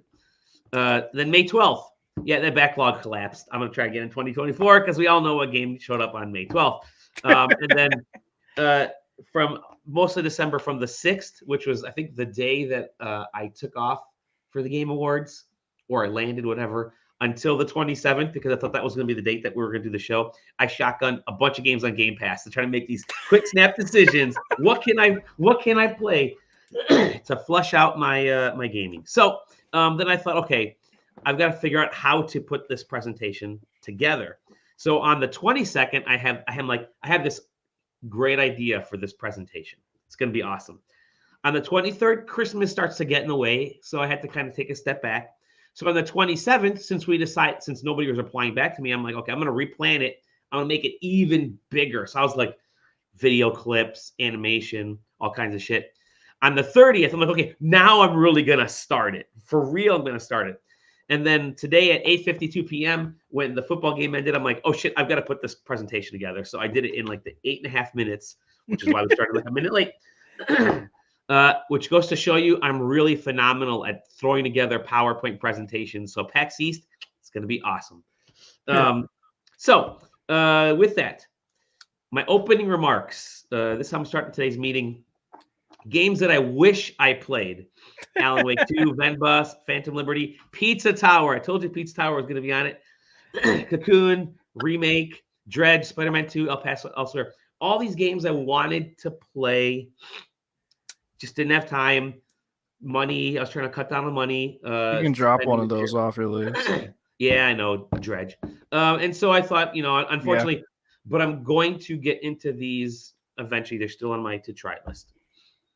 Games that I need to play more of that I already have started playing. Final Fantasy 16, Forza Motorsport, thank you, Game Pass. Hi-Fi Rush, fantastic. Starfield, Fire Emblem Engage. But none of these games I played enough to get an opinion beyond liking all of these. That's it. You don't have to finish. You don't have to finish Starfield. You're done. Yeah, I don't think they finished Starfield. Ports and remasters that were great. Metroid Prime Remastered could very well be the game of the year. Any other year, Metroid Prime Remastered could be the game. It's that fantastic of a remaster of an already phenomenal game. Yeah, it came out like January, beginning of February. Yeah. Yes, you are late. We know, but just in time for all the good stuff. Haunted House, the Atari 2600 game. Yeah. The remake was surprisingly good. Vampire Survivors on Switch is now my favorite version because it is so perfect for that form factor. It was great. It was phenomenal for Steam Deck, right? But the Switch, because it's a little bit thinner, it just feels great. The great job on porting that over. Obviously, Lisa was fantastic. Thank you, Zach, for recommending that. And then I got the review code and loved it. It's one of the best games ever made. Yeah. Dead Space Remastered. I don't think Dead Space is a remaster because that's a whole ass game, man. That's what they're calling them. They're calling it remaster. And then Super Mario RPG Remake, which is fine, but it's good enough. I just thought it was bare bones, but whatever. But it was okay. Of a good game. Honorable mentions: Cassette Beasts. Really enjoyed Cassette Beasts. That was a really neat game. The Expanse Telltale series. As a huge fan of The Expanse, I really enjoyed that being able to go back into that world because they had to kind of stop the show well ahead of where the books were because of Amazon. Dave the Diver, I really wish I played more of that. I got the review code for that, so I've been just here and there. Octopath Traveler 2 really just started that 3 days ago, and I freaking love it. I started it way back when, and I did the demo, I think, for this, and then I've just finally started it all over again. And I'm like, yeah, this is phenomenal. Tents and Trees and Super Mario Brothers Wonder. Tents and Trees is the game that just keeps on giving. It's perfect on an airplane. Super Mario Brothers Wonder is horrible on an airplane because you're constantly wanting to throw your Switch around, but still a pretty phenomenal platform game. But not my favorite Mario platformer by far. But it's still really good. Go ahead, JJ. I would say Mario Wonder has the final Bowser boss fight's really fucking good. Not there yet. Yeah. It's clever. I actually liked New Super Mario Deluxe's Bowser fight. I thought that was actually really well done. But so far, Mario Wonder, like I said, it feels like a 3D Mario game on a 2D viewpoint. But it's great. It's a great game. It's just and that's totally cool. It's just I want more classic Mario with my 2D Mario. I want specific types of jumps, and this has a little bit more of the 3D world or the open world Odyssey type of stuff, which is it's great. It's not, and I think that's why it hasn't sold. They're getting so close to bringing me back. We're getting so close. Yep. This is like if they remade Mario World from the ground up today is what Mario Wonder is. And I think that's fine, but that's not good. That's not a good thing. That's not a good thing. Anyway, because World's so good. I think exactly. It's my favorite Mario, and I think that's why Mario Maker was so good. I think we were spoiled by it because when you limit yourself to the amount of tools you can use, you get crazy with ideas. Like you're like, I've got a whiteboard concept stuff, and downloading those games and playing those worlds on Mario Maker 2 was so awesome. Even Mario Maker 1 was some of that stuff. Anyways, let's get into the actual games. I have 5 games, no particular order, and then I'll reveal my game of the year. But each of these 5 games were specifically chosen for a specific reason specifically. First one, the game that made me feel smart after Teams meetings made me feel stupid. I'm in Teams meetings all the time, and when people are just yelling at you and they're asking questions that you don't know the answer to, you need something to... This game made me feel as if I was figuring shit out on my own and the smartest person in the room, and that was Chance of Sinar. Yeah, this is on my list to play too. I enjoyed the aesthetic of this, which is fine. The controls are a little bit iffy. The aesthetic's okay. But the overall premise and what this game does and getting you to... Like, I scribbled notes on, like... they had, like I mentioned, there was, like, the in-game book that you can keep track of and add words to. But I found myself scribbling on a piece of paper and sticky notes all over my table whenever I was playing something, when I was playing the game and keeping track of stuff. And that made me feel like I was an archaeologist, because it's like the whole Tower of Babel idea of language. It's just so good for that reason. I think it instills in you this sort of confidence that you're better at solving things than just button mashing your way like through Street Fighter 6. So that, and I'm just kidding. So that's why I like this game a lot. Best game to play when stuck in said Teams meetings. Speak of game, dude. Just this game took over my household to the point where even my wife was sucked into this game playing it. That's very, very rare. Obviously, it came out earlier in the year. You could play it for free online on websites, and all the kids are playing it on websites. But this is the actual version you want to play as a Switch version, because it's all of the anime girls on YouTube are playing. They're all playing. Yep. Of course, you would know that, JJ. But no, this is just video game. This is game. Like, you don't need to understand. You don't need to know. Like, this could have been all in a completely different language, like Chance of Sinar, but you can play it. And I think there's something so good about this that this is 100% of the game that you would have like gotten on your Game Boy and would have exploded the batteries with. It's If this game launched on I love video games. If this game launched on Game Boy when Game Boy launched, it would have been bigger than Tetris, like in a stupid weird way. Like it's that kind of just time sucking, mindless game that I think is so good. The game that charmed me the most when I needed it the most. And what I say by that is, I've had so many ups and downs this year within the industry, and there's times where you're just like, God, I need good news. I need something to make me smile, something to take away just all this crap that we're seeing all over the place. And that was Pikmin 4. And Pikmin 4 is... Forgot this game even came out. Jesus. That kind of year. This is a phenomenal... They didn't even touch this game.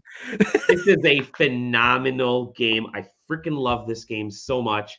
I can't recommend this enough. If you have a Switch, you have to get Pikmin 4. Like, it's just one of those things that they've gotten rid of the timer.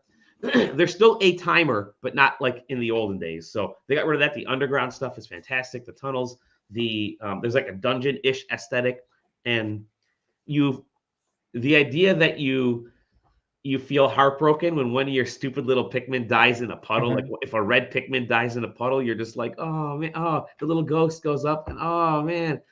But then you get revenge when you send a whole bunch of these little effers at like one of the little anteater dudes. So just great. Just love this game so much. And I gotta play. I haven't finished it, but I'm gonna get back into it again. The RPG that pushed all of my nostalgia buttons. Like I mentioned Octopath Traveler. I mentioned my love of being 12, 13, 14, 15 years old again in the 90s, because video games are so pure. Back then, it really was make the best art that you can on like 8-bit and 16-bit platforms. You don't need to do these big, giant cinematic CGI scenes. It's just focus on the good and goodness of a game. And the RPGs of that era were like Final Fantasy VI, Final Fantasy IV, Lufia, Dragon Quest, like all those games of that era, Phantasy Star, they all hold a special place in my heart. So Sea of Stars, like I really just started playing this recently too. Like I had my eye on it the whole last like 2 years since it was. I forgot to put it on my list. It should be on there. So yeah, and it's just that it was funny because I didn't start playing it until after Taylor started talking about it on the show back in like September, and then you talked about I think the week right after that, Zach, and talking about all the cool things that you could do. Like we spent like 40 minutes of the 45-minute conversation on that stupid board game that's in the game. Dude, it's so good. And that got me in. I'm like, this is what classic turn-based RPGs aren't just, I mean, yeah, it's linear and that's fine, but it's those little things that you can do in the game that you can get sucked into that are just gem. It's like in Dragon Quest, I would just go play in the casino. The game was already like, nobody could stop me in a Dragon Quest. Like within the game, I could destroy every enemy, but I would just spend money in the casino playing the stupid. Can I just get more money in the casino? Sure. Board games, a card game in Final Fantasy. Sea of Stars has that in a bunch of different areas. And just really a fantastic story to go along with it. Like you said, it's linear. You got the two characters that kind of kick off the game. Lovely artwork. Just freaking loved it. It also respects your time, which I really like. Yes. Like, there's no need to grind. There's no like extra like thought behind it. Like, the fights, you actually have to pay attention, and there's things you need to do. So it's more engaging than like traditional JRPG. But it's like it respects you, and it also allows itself to be played around with, which I really like too. And the story is wonderful. It's mature. It's very, very good video game. It really is. And then the game that arrived at the right time when I joke because I go back to that my backlog was rocking along, and then May hit. Well, May I got on this project at the same time, and throughout the rest of the year, this project and other things that were happening in life, work, personal, social stuff, I was getting beat down. Financial woes, health, beat down to the point where I like very near had another nervous breakdown this year. I had one last year, another one this year, could have pushed me over the edge. And I felt like there's times when you could feel like shit, I'm worthless. Like, am I doing anything that other people value? Well, one game made me feel like I was doing things that other people value. And I brought this up before, and that's Tears of the Kingdom. I felt like I would get beat down through the rest of the day working, everything else I had to do. And then at nighttime from like 11 o'clock until 2 a.m., I was in Hyrule, and I was helping fend off a cave of monsters, or I was running errands to get fruit for someone, or I was, helping scout something, or I was leading teams down in the depths or whatever. And whenever I put the game down, I have 100+ hours into it. I've completed it. The story is fine. Yeah, there's things out of order. There's obviously issues with it. But when I was away from the game, I felt that I was letting down people. Like, I'm the only person that can help Hyrule in this situation. Breath of the Wild was kind of like that, but more like smaller, because people didn't really like that was built into the plot. In this, it was really kind of self-made. They let you experience this aspect on your own. You could have gone right through the game and pulled a Zack and got the best, armor that you could fly around everywhere. And you could land on the ground and at 150 miles an hour and not die, or you could do a dolly and try to help everybody. Even though some of these things were repetitive, like you could solve it and it's like, okay, well, we got to start again because now they're in another area which you already did. And I go there, help them again, whatever, the little monster hunter dudes. And that made me feel like my time was valuable to them, to the characters in this game. Was I overpowered? Yeah. I think the way you get overpowered in both Breath of the Wild and this is by playing the game in your own way. Like, you don't need the best armor. I cheesed my way through Breath of the Wild and through this game by actually just playing the game and using all the systems within the game. I beat the final boss with the stupid HP thing without realizing. I thought I was doing something wrong. I was not. I was doing something that I was doing it in my own way, and I was able to accomplish certain goals. And it happens all over in this game, which is why I loved it so much. And I think, like I said, it came at the right time. And even though I played it only like religiously daily for like 3 months, it still kind of stuck with me.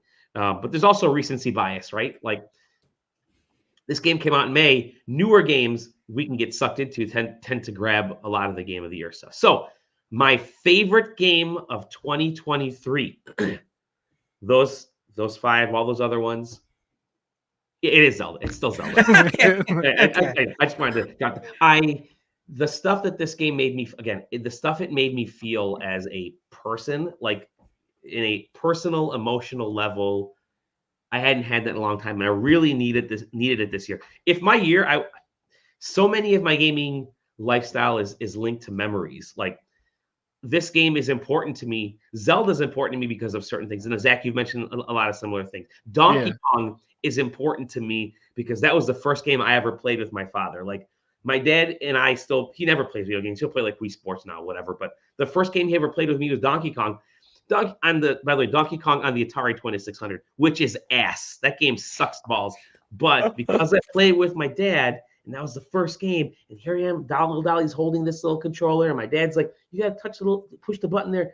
That stuff sticks with you, and those things can be formative. And Zelda games have been formative for me on certain occasions, but this one, especially right now, was like shit, Breath of the Wild was great for me because I played it in 2020 in COVID when I couldn't leave the house, and that gave me this whole big world to play in when I finally finished it. But Tears of the Kingdom, for a whole different reason, hit right. And I totally know there are issues, and I'm fine that there are issues, but Tears of the Kingdom, and a major a problem that it's always going to have with people is because of the way it's structured is that it's going to be really easy just to ruin the game for yourself.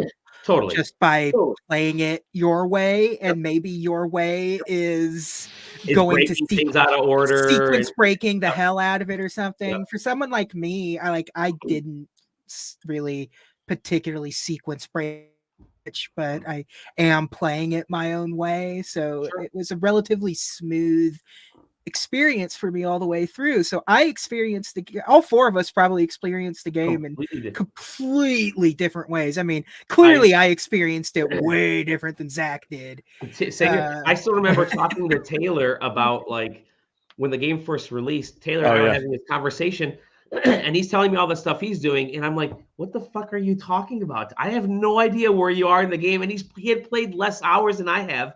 I'm like a completely different aspect because I went and opened up like the majority of the towers right away, had a totally different path and experience in the game. And I think there's something cool to that. And the weirdest part was that we both did that. That's also what I did. Yeah. It's just that you open different ones. Open different ones. And it was, again, it's just kind of let me create my story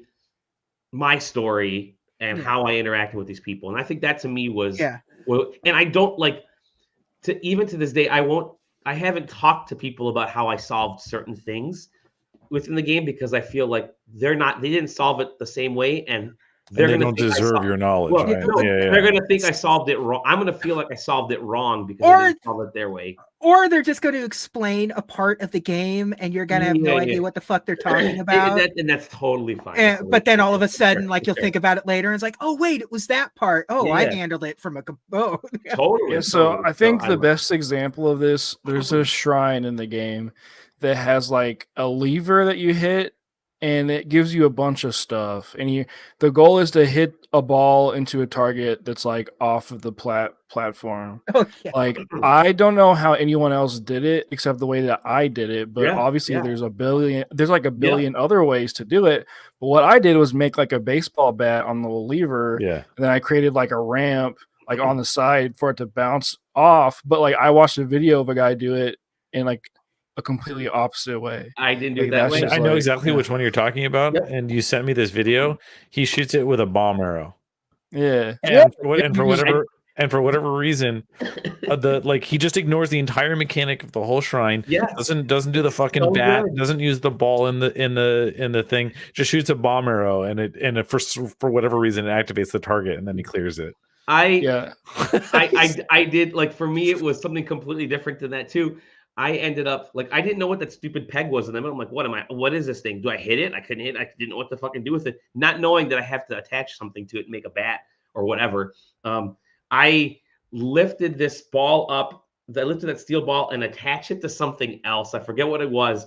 And then I hit that thing and like swung it around, and I kept trying to hit this ball, and I'd hit it at the right time and it would bounce up, and I'd like attach. It was just like so weird, convoluted, but I did it. I'm like, shit, I solved this. And then, I'm seeing, like, I casually was like, how did other people solve this? Or how was the, IGN or whoever supposed to solve? I'm like, I didn't even know that was possible.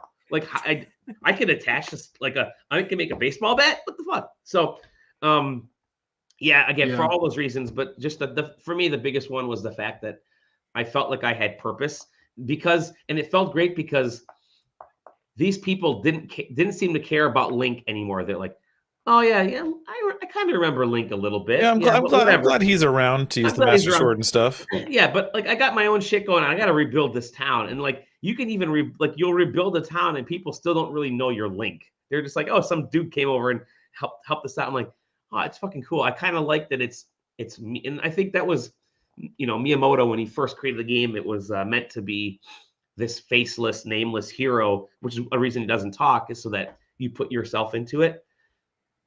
That's what this does. This does that from, this is so close to that original Legend of Zelda, more so than any other Zelda game that I think really, really hits that. So anyways, that's why I loved it. That's why this was my favorite game of the year. And did you do the Terrytown, like the continuation, like quest? After you do the rebuild, or is that the way? Like after you see, so in the first game there's that Terrytown, there's that couple, they get together, and then they have a kid.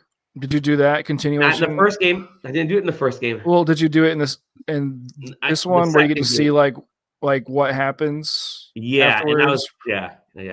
Yeah, that was like a really heartfelt, sweet, and beautiful story of them like sending their daughter off and like her like not wanting to leave. And I'm sorry, you're talking about the Terrytown. Got it. We're near where your house is, right? Mm-hmm. Now I get it. Yeah, there's a story where it's about the Gerudo, like how the girls need to go off and be away from their like parents for like a decade or something to like experience life, and it's like just like learning about the different societies and like things was really interesting to me. Like I really loved that quest a lot. Yeah, same. That the story was just beautiful. I think that's like the highlight of the game to me, is that little singular thing.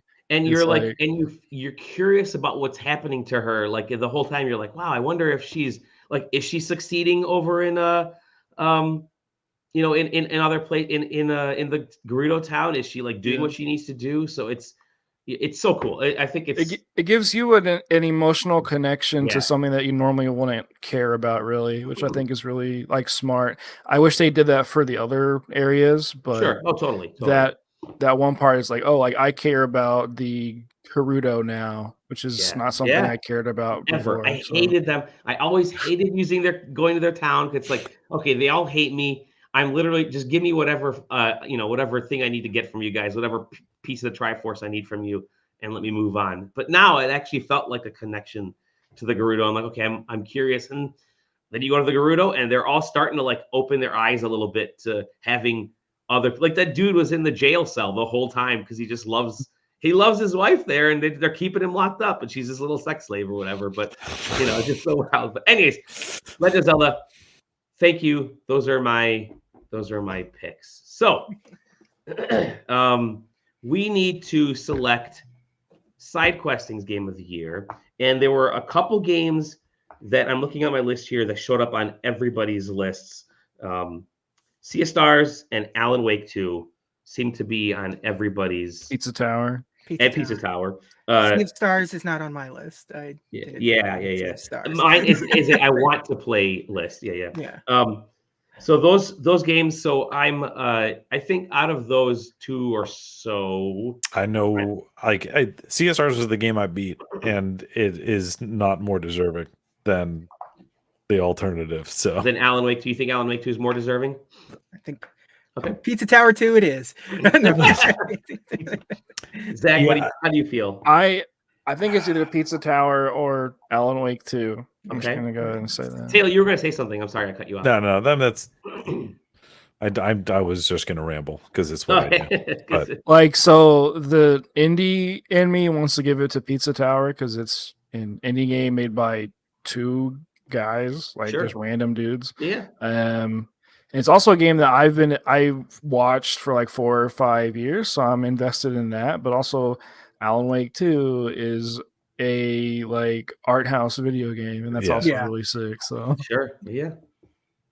JJ, listen, my favorite game period of this year was Alan Wake 2. Yeah. So I will, as much as I want to give a participant like the silver medal to, I want Pizza Tower 2 in the same post. I want it to say Alan Wake 2 is our game of the year with a silver medal. because it killed Pizza Tower with a crowbar. Yeah.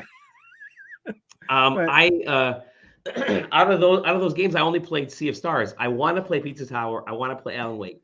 I'm going to say this: I want to play Alan Wake more than Pizza Tower because I played the first, and I've been playing Control, and I just feel like after that dance number and after Zach telling me a little bit, oh shit, oh now I know what this game is, and I know enough about what's going into this game.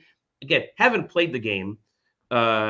But never heard of this. You gotta check it out. Pizza Tower. It's you're missing. Yeah, it's both games. These are both games that I want to get. I love giving it to the indies. I think we gave it to an indie last year, right? With Tunic. But I am way more intrigued by. I feel like Pizza Tower is a little bit more straightforward. I think Alan Wake 2, the art house aspect of it is what is like.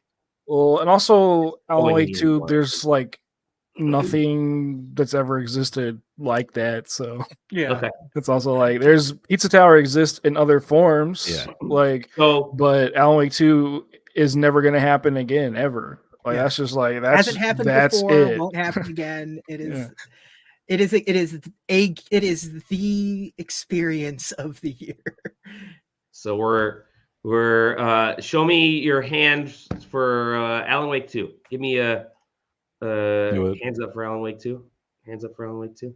Okay. All right. Well, let me share something here. If you guys are excited, then the winner by default is Tears. No, I have I have a GOTY. Wait, Fame. Where's my little overlay here? God, of course I freaking did. I not save it to my desktop? I didn't freaking save it to the desktop. Hold on a second. Hold on, everybody. Hey, so how's everybody doing? Hope everybody's having a really nice night. Hey, Dally, guess what? The Rock came back on Monday Night Raw and challenged Roman Reigns to WrestleMania. Oh, nice. Of course. Totally good stuff. Final Fantasy VII Remake Part 2 comes out in a month. How's that for you? What's everyone's most anticipated game of 2024? Oh, we'll get into that next week. We'll get SideQuesting's Game of the Year 2023 is drum roll. Yay! Alan Wake. Did I tell you when after? Boy, it was a horrible way for me to do. I should have had this all set up better. But whatever. After our game awards stream fell apart because I was at the zoo and I didn't get back fast enough, and Sam was like, "I'm tired of doing this," so I went and I hung out and I watched it with some friends, and Alan Wake 2 kept winning awards, and I came in and they were like, "What the fuck is this Alan Wake 2 game? Why does it keep winning awards?" And I don't know. It's like, I guess that was like the moment. That was my time of the year where I was reaffirmed. I was like, oh, I guess I'm still too into video games. Yeah.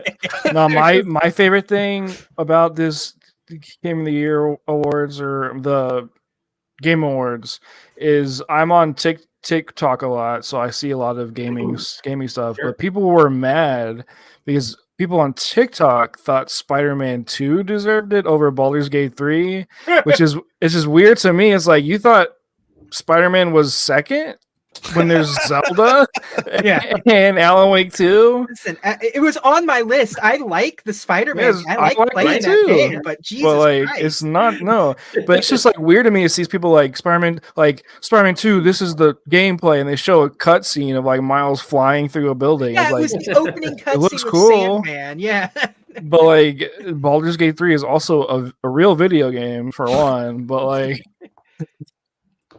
I don't even like Baldur's Gate isn't for me, and even I would say that like Baldur's Gate is definitely well deserving of that video game of the year award because it's game as I don't fuck. even know how Yuri, who's the voice actor for Spider-Man, I don't even know why he was nominated for voice acting. Like he just talked normally, like how he normally talks. One other thing I'll say is that I saw this blow up. It was, I mean, mostly just because I check Reddit every day to keep my mental to keep my mental health down. I want to make sure that I don't get too high. But like people were like up about the fact that Cocoon won debut indie over Pizza Tower. And like well, I mean, like I get where they're coming from because like it's like from the people who made Limbo, and they're like, why are they winning? Because it's because people are like, because they don't get it. But also that they were like, what is Cocoon? I've never heard of Cocoon. I've never even heard of Cocoon. I'm like, bro, you're talking about Pizza Tower winning over Cocoon as if like Pizza Tower is like this mainstream game that every single person was talking about. Yeah. And I feel like they were both, I mean, no, I mean, they were, it was. But it's just weird that like, in what weird dimension am I in?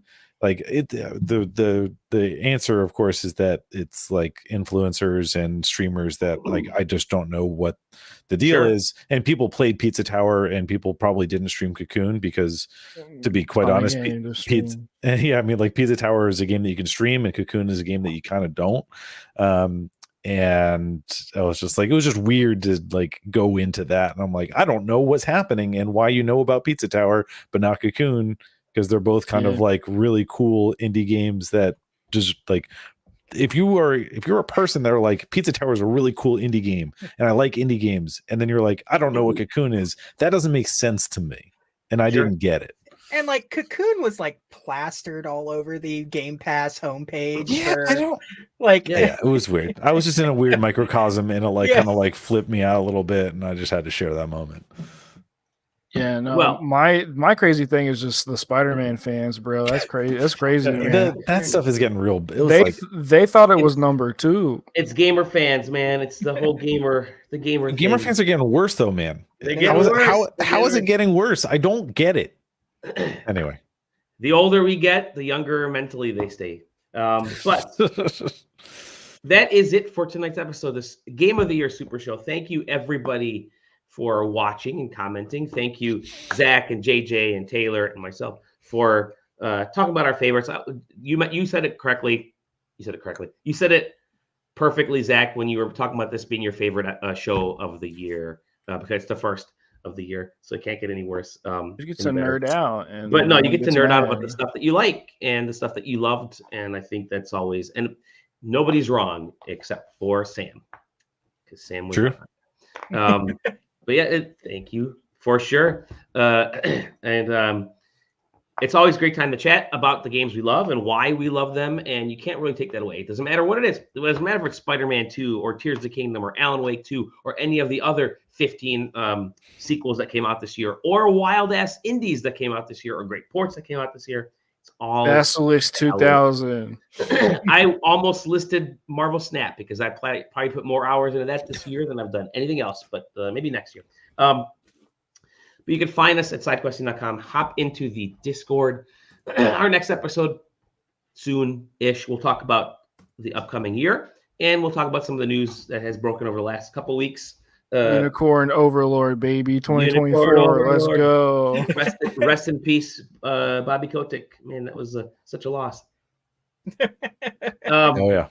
But yeah, hop in the Discord. We made a ton of friends. We've had a fun, and you could hear my voice tiring holiday season. I get to go back to work tomorrow. It's 11:15 here on the East Coast, and I got to make my 6:30 phone call in a few hours here. So that'll be great. But yeah, with that said, you know where to look for us. Love you, Zach. Love you, JJ. Love you, Taylor. Love you, listeners and viewers. We'll see you on the next episode of... Somebody say it. The SideQuest.